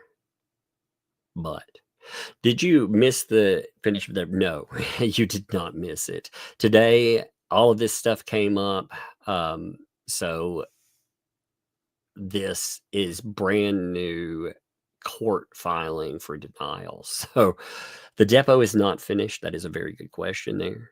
Apologies, did not want to cut into that too. I want to continue and to finalize that, you know, very much just like you do. But this kind of stuff here, you know, you saw the filings. This actually adds to deposition, in fact. But also, you know, when you have these questions of what's going to happen, not just with a depo, but with the case itself. You know, oh, did they manage to get a case dismissed? No. So all of that, I guess we weigh the importance of things. And when this stuff came up, I felt that this took precedent over that. But yeah, I agree. I'd love to have the time in the day where we could just bust out whatever too, you know, and go through whatever. Wendy, thanks for the 5. Sorry I'm late. Was watching Shizzy and Yamaha. I'll catch up. Well, thank you. Yeah, props to Shizzy, props to Yamaha too. Appreciate them as well. Christina, thanks for the 5 there. Tug and Megan, make sure to watch out for the kiddos. Yes, for sure. Pneumonia is spreading everywhere. It's been rampant. Lots of kids under 14 are getting it. Yeah, right now, actually, we're having problem. I've been definitely taking care of the kids, letting them rest. That is priority. I spent my day making sure that the oldest, especially, she woke up. It's more sinal though. She has a really bad headache, and it's just from the weather change. It was really cold here for a few days. Now it's heating up. You can hear it in my voice a little bit, but it's been bad. I can see how kids are having problems. That's awful too. Janice, thanks for the 10 there. Forcing Deuce foreskin to Florida is glorious. I know, I was shocked by that. There goes the cruise money for him and his wife. Mara's going to be working to support Deuce. Might turn to 3 jobs for his airfare. Poor Deucey. Yeah, like we were saying, though, the cruise thing, we've actually had it brought up by multiple folks in this. And now they say, oh, that's just a joke. Like I said, you watch. I'm waiting for it to actually become a real thing in some way. It's going to become but we are going to have a get together, and hey, money, money. Like Megan says, I would color me shocked if there's a fundraiser. Oh, Bruce has got to go out there. Let's get him together some breadsticks. Okay. And again, I have no problem with somebody like, but it's just, I bet that's the next thing. Patrick thinks that was the Thomases removed from the bench, or just the cases. He actually, he wasn't removed from all of the cases. He had that one case that he was removed from, and remember, after that case ended very quickly. Lawyer involved is like, yo. We got to end this. We got to end this now, because he knew it was bad. He knew all of that when that order came in. He knew he knew the show was over. He's gotten a lot of targeting and hate from really Bruce took a lot of aim at him. But I thought that was his best case scenario. But after that, you've had any other case that's come up that involves either What the Hales, Jeremy Hale, or that is really involved Lynette Preston. And he said he's pretty much, he has to remove himself, but he's recused himself. But yeah, there's no removal. It is really hard to get a judge removed from a bench. We actually did a live stream talking about that when, remember the tanning bed incident? We talked about judges, and we talked about anything they could do wrong. We talked about the removal rates. I read an article on that, and it's shocking because typically 4 out of 5 judges, nothing happens to them all, even in egregious cases. Like nothing happens in the aftermath. Yes, something may happen as far as cases and more, but many judges that do horrible things, they're not disciplined in any way. And out of that, the ones that end up no longer seated, many of them retire. So they skip any kind of disciplinary steps. They get to walk away reputation intact. And yet, the people that they go after, look at what happened with Jeremy Hales. Look at the damage that's done there. So they're not just wrong in there. That's another level of, like I said, it's not wrong. It's not neutral. A judge is supposed to be a neutral arbiter of law. They're supposed to go in and determine by law the facts of the case.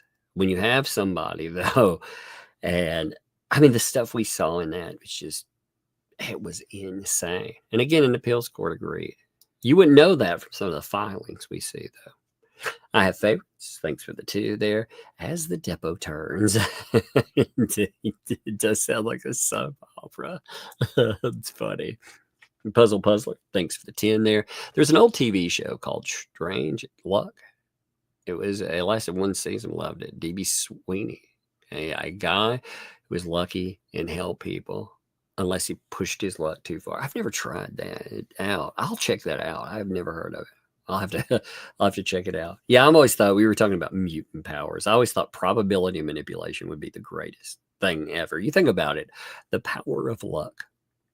It doesn't sound overwhelming until, when you start really thinking about probability manipulation. If you were just very, very lucky, things just seem to always work out in your favor. Think about how great that would be. God, that would be mine.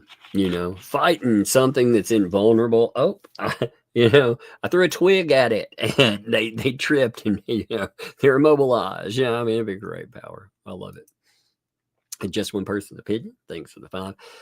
How do you think the 2 leaves on a tree are going to spin this denial and the content about Bruce's behavior? They're going to focus on Jeremy and they're going to be like, look, the judge, oh, he's getting all over him.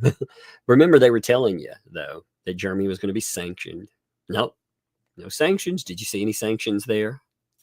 They're going to again, hyperfixate on, they're going to have to do more Depo. But with the Depo, again, all parties were put on notice. Everybody. So I don't want to say that everybody wasn't put on notice or anything, but I think the judge is taking a lot of notice of what's been transpiring in this case. Again, when a judge says that you're instigating behavior, you're driving somebody to act a certain way, it's not good. I'm sure all of that will be ignored. I'm sure it'll all be spun in a specific way. But again, remember all the promises that were thrown out there about, again, sanctions, case ending. Remember, this case was never going to get this far. It was all going to be knocked out. And yet, you have, not only do you have denials, but you have denials in a footnote. You have denials in that, we're not even going to go. We're not going to make you file anything. We're just going to deny this while we're there. Awesome. Daily Dysfunction, thank you for the gifted membership too. Appreciate that very much. Thank you. Thank you for that earlier too. Appreciate you. Kelly B, thanks for the 2 there. The judge has seen the transcript already. So yeah, indeed. The judge saw it, the whole audio thing. That was interesting. The audio is considered property of the court reporter. I thought that was kind of fascinating. That's not something that, unless you meet certain criteria, can actually get a hold of. You can get a transcript of it, but as far as the other portions of it, no. I thought, like I said, I thought that was very interesting to see in you. Suzanne, what's up, Suzanne? Thank you. 10 gifted memberships, by the way. Thank you very much. 10 giftos. Appreciate you, Suzanne, too, all the time. Thank you. Appreciate you quite a bit. Death's Angel, thanks for that. How about the phones that light up when someone called you? So your friends call in the middle of the night. Oh, yeah, man. Old phones were cool. They're almost like works of art. When you had a wall phone. Yeah. Here was the other thing, too. Before the advent of, remember when answering machines, they weren't so prevalent. You wanted to call it. It's just like nowadays, I was talking about this the other day. When somebody knocks on your door, look at your response to that typically nowadays. You're like, what? Why didn't somebody just call? Back in the day, that was that was an adventure. You never knew. There also wasn't a device on your door that told you, you got a doorbell, but you didn't have a camera or anything where you could tell. So you dealt with that in person. It's fascinating. When you got calls, that was something there. Rotary phone. Well, my grandmama had a rotary phone, and that was her main, and all her number. Her number at the back end of it. It had quite a few like zeros. So if you've never seen a rotary phone, if you're younger and you've never seen it, just imagine you have to dial. If you mess up or something, you don't turn it far enough. Such a mess. But it was a big deal to get a call too. Christina, thanks for the 5 there. Tug is on a rotational at BGH, and the interns were in these tiny rooms where the only working phones were 3 push button phones and 1 rotary phone. Oh Lord, that's wild. You know, I worked, so before I decided to go college route and everything, I worked at a call center at one time. Now, this was in cell phones are out, but they're just not as big yet. You know, this is still it's not pre-cell phone, but cell phones are out. And the technology, you know, it's so fascinating to go and look back at that. It was actually a help thing for I think it was a bank place. They would take different customers, but I think they had a bank was the main one that I ended up working with. That was crazy back then, though. William, thanks for the 2. Have 2 rotary phones you could have. Hey, man, for sure. Hey, mods, by the way, if somebody wants to send a rotary phone, I have a P.O. box, for real. I think it would be really funny to have it as a real sound effect. Now, if you love it, like if somebody's going to send a couple of them or whatever, I'd probably keep one as a haha, that's cool. But I would also want one to slam around, you know, just to see, like to throw it, just to see if I can break it in a live stream. That'd be really funny. K-Bat, thanks for the 5 there. Ask Shizzy for a special reading of his letter to Bruce written today for this motion. Historically hysterical, Shakespearean quality. Yeah, I want to get Shizzy back on to read something for me. She's a lot of fun to have a live stream. I mean, we got a lot of time coming up too. There's gonna be a lot of stuff. Chris, thanks for the 2 there. How about off the rails? Playing the first, maybe. You know, we'll see where we go with everything. It'll be interesting. We'll discuss it, and you know, we'll see. I still like I plead the first. I really do like that name, but we'll see. Thank you for the ideas. All you were throwing out too. SF, thanks for the 2. Deuce for the hat trick. I know, it's amazing. If this were basketball, right? Dan, thanks to Magistrate. Can you tell me when I should object? Indeed. Excuse me, sir. Excuse me, Judge Daddy. Since you're already here, can you please? At least there'll be no more threats of, I'm going to tell Daddy. I'm going to tell Daddy. You know, because the court will be right there. Carolyn, thanks for the vibe. Poor Randy. He has to deal with the defendants and the lawyer that's effing around. Yeah, I wonder, you know, I wonder in practice. I mean, he's dealt with other cases, obviously, you know, quite a few.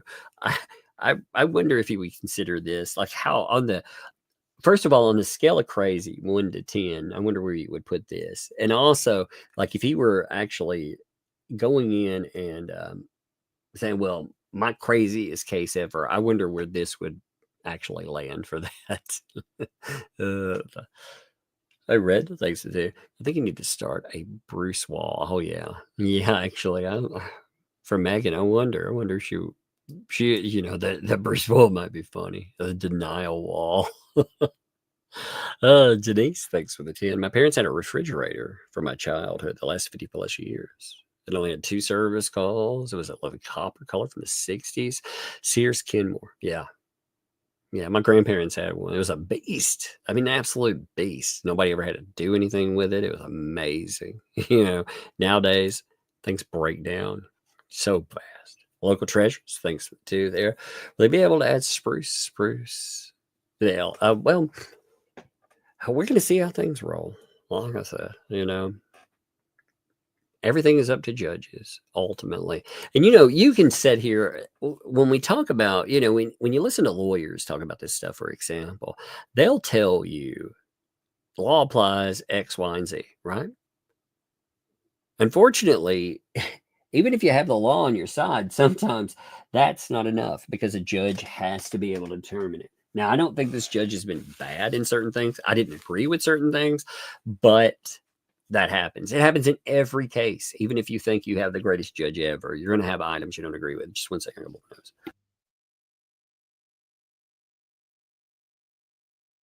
Sorry about that. I was clogging up for a second there.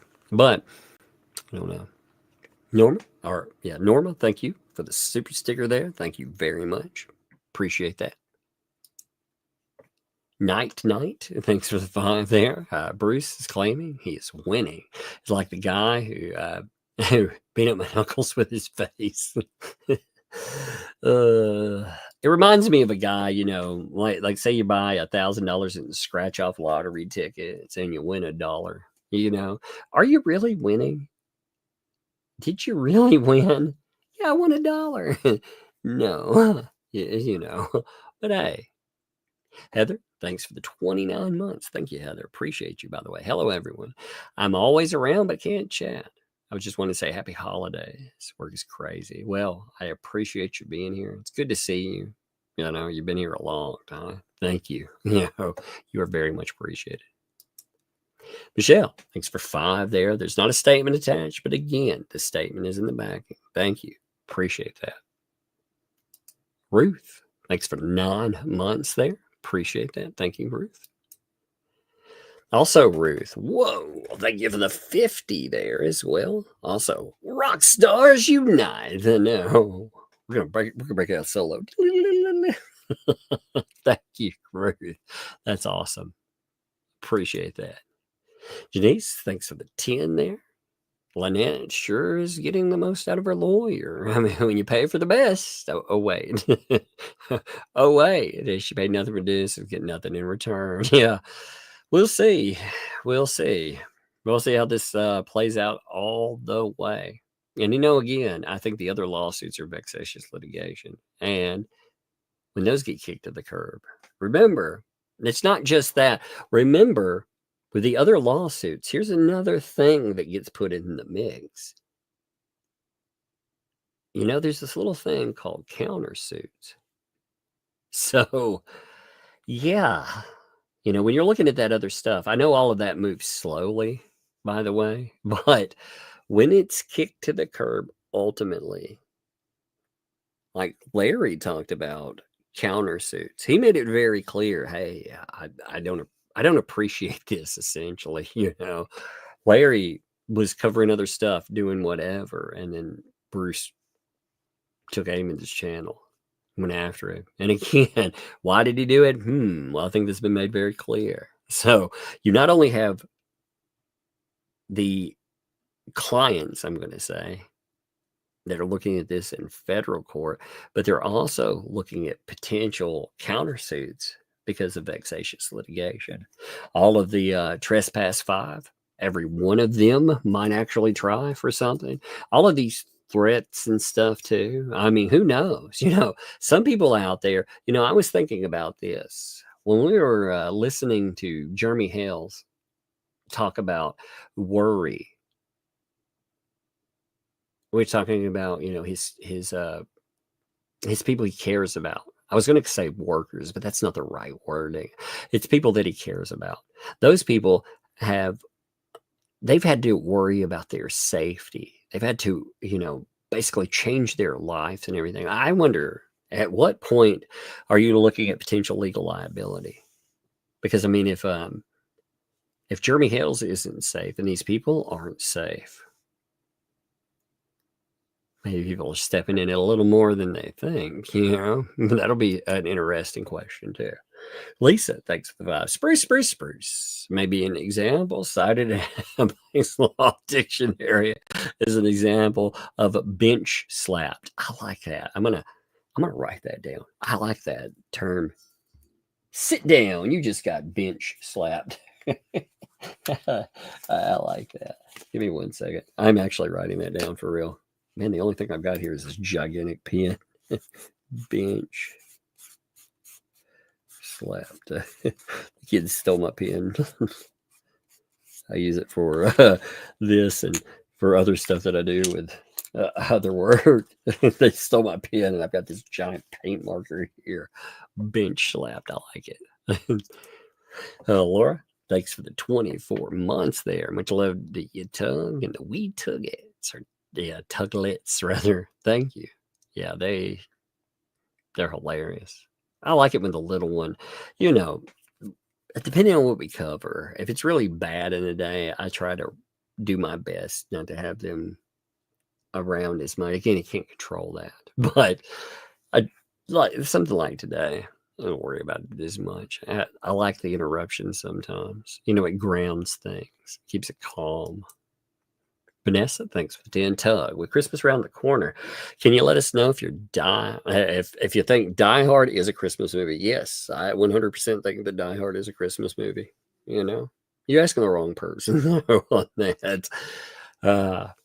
Be like, hey, what kind of Christmas? What Christmas movie do you want to watch? I want to watch The Thing. The Thing isn't a Christmas. Yes, sure it is. There's snow. It's because it's in Antarctica. Who cares? It's a Christmas movie. Let's watch it. But yes, actually, I do consider Die Hard a Christmas movie. It's got Christmas songs in it.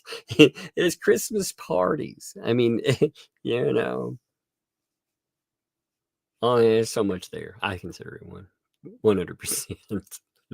Laura, thank you for that gifted membership there too. Thank you, Laura. Appreciate you always. Also, thank you for being here. Appreciate you. Appreciate seeing you. Daily Dysfunction again. Thank you for the 2 there. Appreciate you too, Tug and Chad. More than you know. Well, hey, I do. Let me say this with you all. I do appreciate all of you that come here. You let me do something that, you know, Megan talks about, hey, journalists. I've always wanted to be a journalist. For me, one of the things as a kid I always thought would be awesome to do, but life takes you in different directions, is I always thought it would be cool to be a voice on the radio, you know? And now I get to do this. I'm very fortunate, and you folks make that happen. So thank you. Because I appreciate you more than I could ever say. So when I say, hey, I appreciate you for this or that, I very much do, you know? You make this possible. Elizabeth, thanks for the 5 there. Do you have a P.O. box for people to send things to you? I do actually have a P.O. box. I need to start adding that into the description. If a mod or someone could put up the P.O. box, that would be awesome. But yeah, what I'll do is I'll have to pin it to something. I'll put it in as a comment. We have a community post, you know, on the channels. I will put my P.O. box in one of the community posts just there, and I'll start adding it to the description too. That's actually a good note there. I should have done that a long time ago, but thank you. And yes, for sure. I appreciate when people send stuff too. You know, it's always entertaining. You know, I love it. And I love like the postmaster up here. You know, it's a great guy. He's nice, just nicest guy ever. But he's like, that umbrella guy? What's up with that? Yeah. Tug? What does that mean? You know, so it's pretty funny. Let's see, Navy vet, love for the bro. Thanks for the 5 there as well. Bubbles was so cheap, he expected the audio for free. The cost of audio deposition is at least $4,000. The audacity trying to get it at no cost. It's actually, you know, the way he worded that, it was almost the well, he wanted Randy and he wanted Jeremy to pay for that. You know, of course, that was one of the things. Oh, they need to pay for all of this stuff. Of course. But beyond that too, it was the kicking the can down the road. You know, in that message that we saw, that we read, he was saying that these places, they'll do it, you know, for pay later. And I don't even see why a place would want to do that, because the way some of these cases go, like, what happens when they lose? You know, unless both parties agree to something like that, I don't see why that would happen at all. That'd be a terrible business model. I mean, maybe places do that, but that's a terrible business model, especially considering some of the cases we've seen. Vanessa, thanks for the 10 there. Oh, bug. One more thing, of course. One more thing. Best dad. Thank you. I appreciate that. Get some lip gloss. She already have a candy you're stashing. I know. She's hiding it. She's bringing snacks. You know, it's funny. Like I said, that's her looking out for dad too. It's so nice. But yeah. Oh, her lip gloss thing is so funny. Yeah, thanks for the 5 there, Tug. Check. Anna Grayson's comment disrespecting what the hell's and calling Megan Fox a B. Yeah, I mean, I see comments like that, and you know, it's like this. These people that pull that, do they think that we've never been called like things like when I'm doing this? Do you not think I've been called the worst things that you could ever call a person? I don't think I've been there before. You know, do you think that's somehow going to drive me off of talking about this? No. And with Megan, it's the same thing. You know, Megan is made of stern stuff. She's not going to be ran off by a bunch of morons that are trying to talk trash. In fact, when you have typically even channel, like again, there's multiple channels that involve themselves talking about other stuff. There's only specific ones we've talked about it all. And again, there's been a point to that. You know, there's a point to announce yourself. Here's PR, fundraising, having the people themselves that are involved in the litigation, you know, some of their comments that they make while that stuff is live, you know, I mean, it's been interesting. But beyond that, now they've become potential additions, potential added conspirators, and that that makes it interesting. But just random folks. I mean, I've learned you can never make people happy online anyway. The thing you do is you do your best job out here. You try to have fun with it, and you don't personalize. You may talk some smack and have some fun here and there, but you just can't personalize, because otherwise, after a while, I mean, think about like Megan has 50,000 subscribers. You know, when you get to that point, how many people are going to aim at you? You know, if you're talking about, we've seen it at celebrity, you talk about a celebrity and you talk about their ugliness, some of them do, man. But yeah, I appreciate it. I appreciate knowing that. I was just, you know, with that, again, there was somebody though. Let me note something real fast. I said I was going to do this, so just give me 1 second to make sure this is on the screen. I got to check something real fast, okay? I hate Facebook because trying to find the reminders to this. Let me find something real fast. So, by the way, I'm going to note this too. Nikki on the What the Hell's, I'm going to call it the fan page, was like, "Hey, Robert, you know, you want to hit me up with a friend request there?" So again, not sure exactly. I saw that and I was like, hey, you know, people like looking to connect as friends and everything else. You know, you see people in the chat, hey, if you're around. I was like, man, I will shout that out. If you see my account there, that is me, you know, Tad guy, TAD, that's me. You know. So just a note, I did want to just throw that out there. If it doesn't pertain to anyone else, hey, if it does, man, friend groups, love it. 1 second, Mall. Let me read. Man, that thing won't let me read. I'm gonna have to read off the repost there. So, what exactly are the original reasons they're going to court besides the signs? Well, there's defamation per se, tortious interference, and there's the criminal. I can't remember the name of the criminal conspiracy. Give me 1 second. If I've got the document close by, I'll pull it for you. You know, I may not have it like right on hand, but I think let's see, federal lawsuit. Just give me a second here. I've got an organization box for this, but I don't know if I can pull it with no easy prep. Let's see, federal lawsuit. It's county. There's so many. There it is, federal court. Initial filing. Okay, give me 1 second here. I've almost got it for you. I'll just show you real fast. If you're really curious about that, I'll pull it up. And you know, we're not gonna spend an ocean of time on it, but I'll just zip through and show you. I've got it. I'm opening it and locking it in. So just give me a second. I had to download it, lock it in. I like questions like that, honestly, to be, it's important.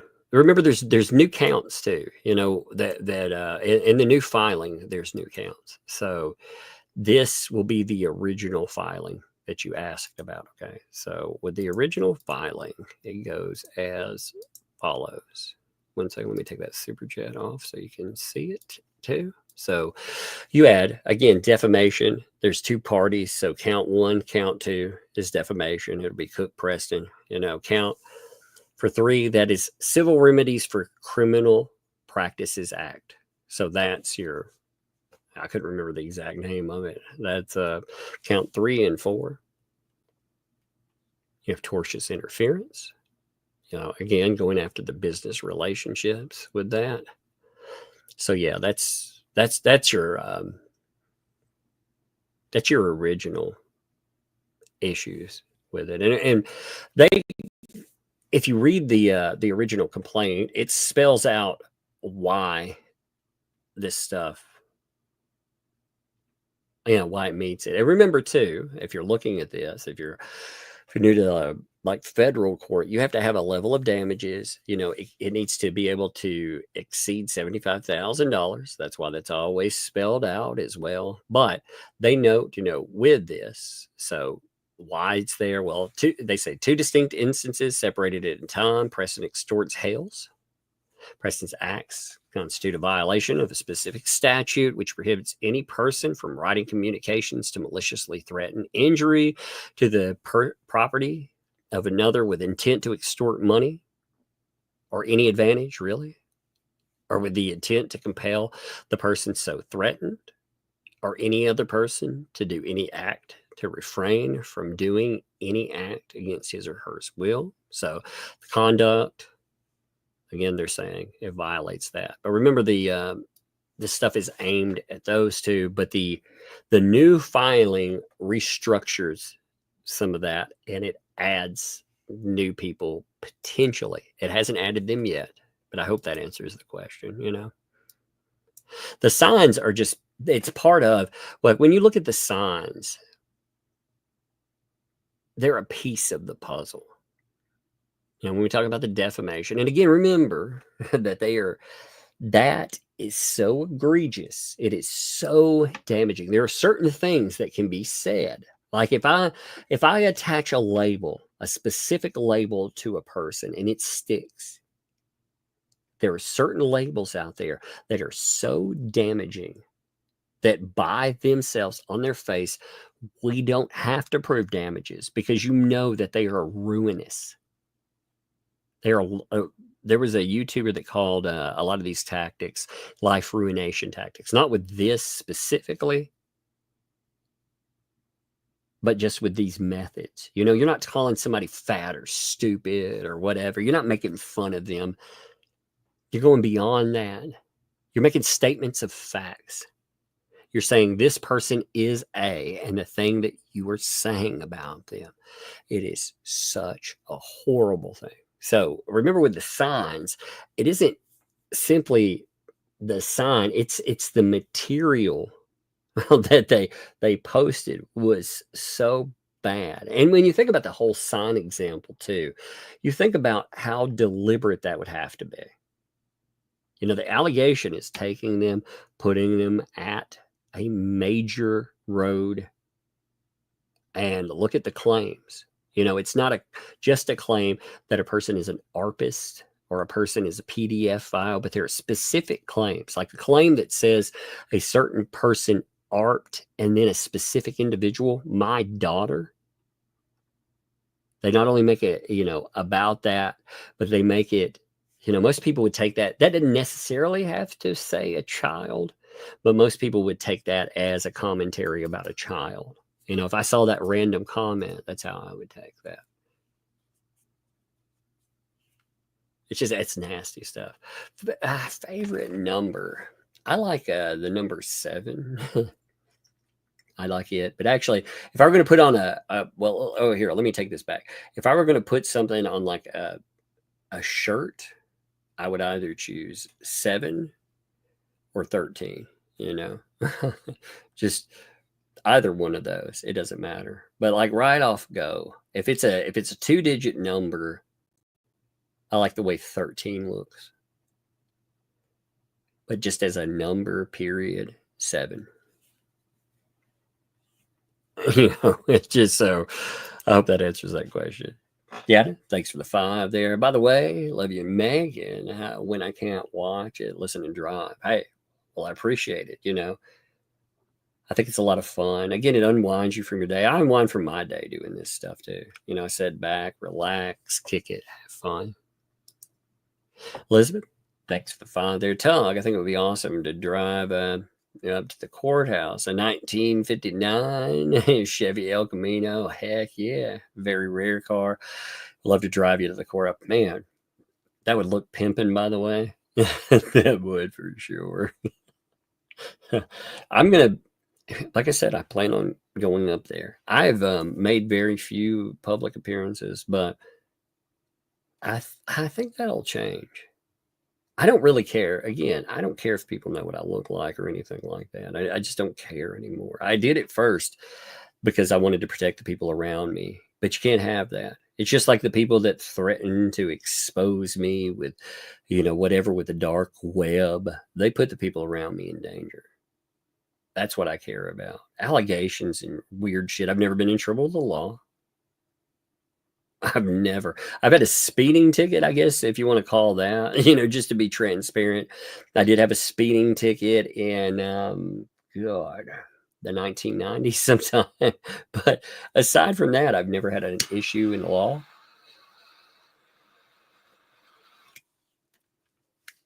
And outside of the internet, where people accuse you of the most heinous shit ever and try to ruin your life, I've not had anybody try to ruin me in real life, as far as, like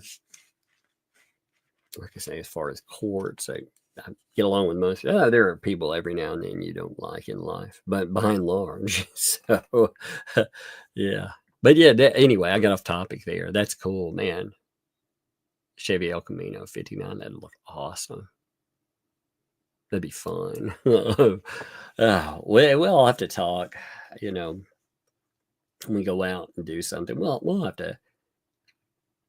If I go down there, again, I do not party or anything like that. Okay, I'm going to make that clear. So I know people get together, like with the Clayton Eckerd case. There were people that they got together, they partied. Yeah, I don't drink. I don't do anything like that. I smoke a cigar occasionally, like for live streams. I would do that, but getting together, goofing off, having a good time, that would be fun. I don't want to be like, yeah, we get together and party. No, but I would love to, like, I see a lot of YouTubers do like meet and greets and stuff. I think that would be really fun. I think just hanging out would be a blast in real life. Live stream it. I think it'd be a lot of fun there. Carol, thanks for that. Hashtag, is that a pound, number sign, or a hashtag? What the hell's needs the number you want on your shirt? Oh, the number I need on my shirt. So, I don't know. They could go with 7 or 13, whatever they like. They could surprise me. If that's what you're asking for with that. 7 or 13. Thank you. It's however they like to go. And as far as, fatness, like I said, for a shirt, I would like I'd probably want a 3XL, and it ain't about fatness, which if you wear one again, I mean, hey, props to you. I just like a monster shirt. I'm not saying I'm skinny right now. I'm definitely not skinny anymore, but yeah, I'm pretty tall, so I can offset it. But I've always liked giant shirts. Andrea, thanks for the 5. I was able to pick up a BBB kit. Yeah, it's awesome. If we need it for someone else, maybe DUI guy, we'll see. I mean, those are cool, for sure. I know a couple of people wrote me too, and were like, "Hey, if you didn't get one, do you need?" And I appreciate the heck out of that. That is awesome there. But Jeremy was in there, and they said they would set a couple aside. Now, again, I plan on paying for mine, just like anyone else would. I just wanted to make sure I got it, so I appreciate that.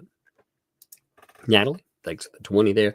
Feather gets removed from Jeremy's case because of alleged communication. Well, I not, but BBB is instigating through hundreds of people and communicating, threatening, defaming Jeremy. Nothing's going to be done. Here's a question on that, though. Let me just ask you this. Would you want Bruce removed? I mean, if you were sitting there, just think about this, okay? Because I did think about that. Would you really want him removed, or would you like if you look at this case right now and you thought opposing counsel BBB, would you like to take your chances with BBB, or would you like to put in a motion to potentially remove him? Because I'd like to glue him to this case against me. I mean, just to be honest, if I were in that, I would, because some of the stuff he's done. Yeah. Navy vet, love for the broker, thanks to the 5. This may sound strange, but I taught my granddaughter and great granddaughters to also count in Spanish. No, that's good though. They enjoy it. That's good. Bilingual is actually very good. That's something I've been trying to promote. When I was a kid, my biological father was in the military. And this is one thing I've always regretted. I knew how to speak German. We were he was stationed in Germany. So, it was, I was young enough that I picked up German as well. And nobody encouraged that when I got home. And I always hated that. And I was like, man, I knew German. All people had to do was encourage me to speak it. I sometimes dream in it, I can understand people. And I used to have a phrase. I can't even remember the phrase anymore. I used to hear in dreams. And it's like, I was like, what is that? Is that nonsense? What is it? It was a phrase in German. It's fascinating because, in dreams, I still remembered it. It would come up but like I say, I think bilingualism is, if you have the ability to do that, for sure. And that is something I've been trying to promote, especially in the youngest. Also, my daughter has, my oldest daughter, rather. I said my daughter. I have 2 daughters. My oldest daughter, she has shown interest in Japanese. These days, there's so many products that come out of Japan, culture-wise. It impacts the United States so much that, and it's something a lot of kids are interested. So I've tried to get her programs and other things that help her with that. And she loves to read too, so that matters quite a bit. Shane, thanks for the 2. Good morning. It's 4:30 a.m. Well, that's what I miss. You missed denied. You missed essentially. Let's just say, let's do a very. I'm not going to do an in-depth recap. Okay, just to note that. But there was the order again for here. I'll note this for you. I don't mind. I'm almost done. So there was the order against, for the audio for the deposition. The judge said, yeah, we don't need that. Again, the transcript is enough. Judge came in and said, you know what? Everybody act right. Bruce, though, he is going to have to go to Florida. He's going to have to be there. No more Zoom. Not for this. He's going to have to be there. He was also told out of that, again, the judge is noting this is contentious litigation. So when he's saying he had a no nonsense statement about it, but oh man, you should really read this filing if you haven't. It also had a really interesting note here. Again, footnote wise, number 4, you have a denial in the footnotes, which is crazy. I don't think I've ever seen that. And on top of that, there was another motion they were talking about just last night. Apparently it was filed and the judge shut it down like that. Bam. And it just went down. So yeah, that was funny too. Oh, you want to take him upstairs? Lay him down in bed. Yeah, Dad. I make a trap for robbers that come in the house because sometimes I'm not sick enough. So I put some yarn upstairs by the steps. So when the robbers climb upstairs. Robbers. We're not going to get robbers. You know, we have cameras and stuff, right? Yeah. I just wanted to see if. You don't have to ever worry about robbers, though. You know yeah, I have to make a trap, though. You made a trap for yarn? Okay. Well, I'll have to look at it in a minute. Be careful not to trip over some yarn. Yeah, you have to put your head down. Oh, okay. I'll look at it. It's a good trap. Hey, I'm fixing to come in and tell you, I know your sleep got a little messed up where you were sick. So we're going to have to get our sleep right again, okay? Okay, yeah. Love you, baby. I made a trap so no robbers can get in. Trap for robbers with yarn. No one wants robbers in the house. No one wants robbers in the house. No, nobody wants robbers in the house. That is for sure. Yeah. I made the best trap. Okay, I'll look at your yarn trap. I got somebody gifted me something crazy the other day. I have a friend that goes through storage units, building cleanouts, stuff like that. He gave me a mace, not like spray mace, you know, like the weapon, a mace. He had found a mace with removable spikes, you know, so I took it off and oh my gosh, this thing is crazy. You know, it's as long as my freaking arm. It's heavy. He was like, man, that is bizarre. That is cool though. I appreciated the heck out of it. Talking about robbers. That was an interesting one. Jack, thanks for the 2. You're late for dinner. Oh, man. And John, thanks for the 5. Super sticker. $5 super sticker there. Thank you very much. I appreciate that as well. Thank you. Vanessa, thanks for the 5. In that case, yippee-ki-yay, 5. Yes, I'll have to show that one picture off too. I think that is cool as heck. You know, I like it there. Soldier Mom, thanks for the month there. Max Life says, check your mail. Something you may need to show. Now I'm curious. Let me see. Let me see what else is there. Yep. So they're going to fundraise for Bruce. They're talking about it already.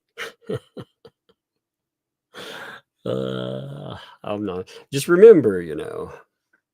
Just remember when they complain. Like if we talk about any travel or anything like that, just remember when they complain about, oh my God, how dare people. But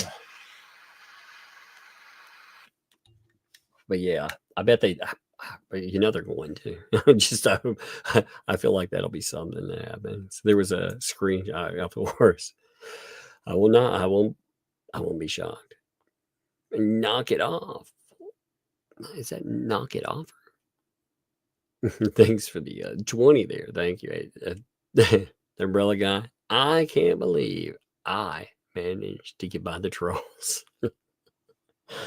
Oh, I can't believe you did all of that either. Thank you, or thank you, knock it off, actually. I saw the I there. I was like, I. Okay. I'm going to close here with a beautiful song, by the way. Let me roll my song up here. Let me take this off. I'm going to put the new song up, and I think we're going to call it here. It's been fun. We've gone on much longer than I thought. There's still almost 2,000 of you hanging out.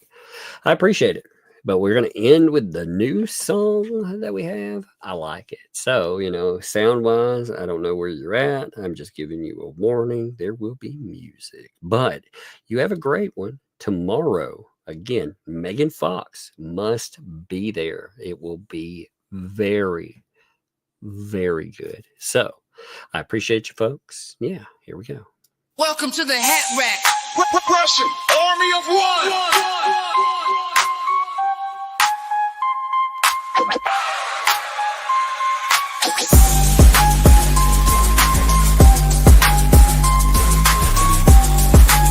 Population, Army of One.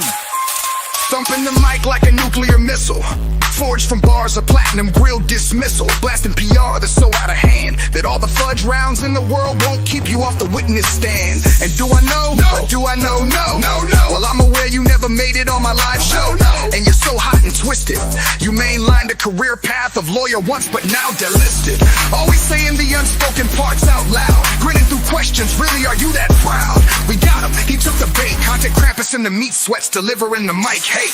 And here's a statement of fact, on the mic there's one thing that you really lack. Yeah, we're talking mic skills, unless it's gripped in rock shaped like socks to all the misguided shills. Those aren't socks. Imagine making a website admitting that despite your denials there's no acquitted. You put your name up in lights, an ecosystem comprised of a group of random parasites.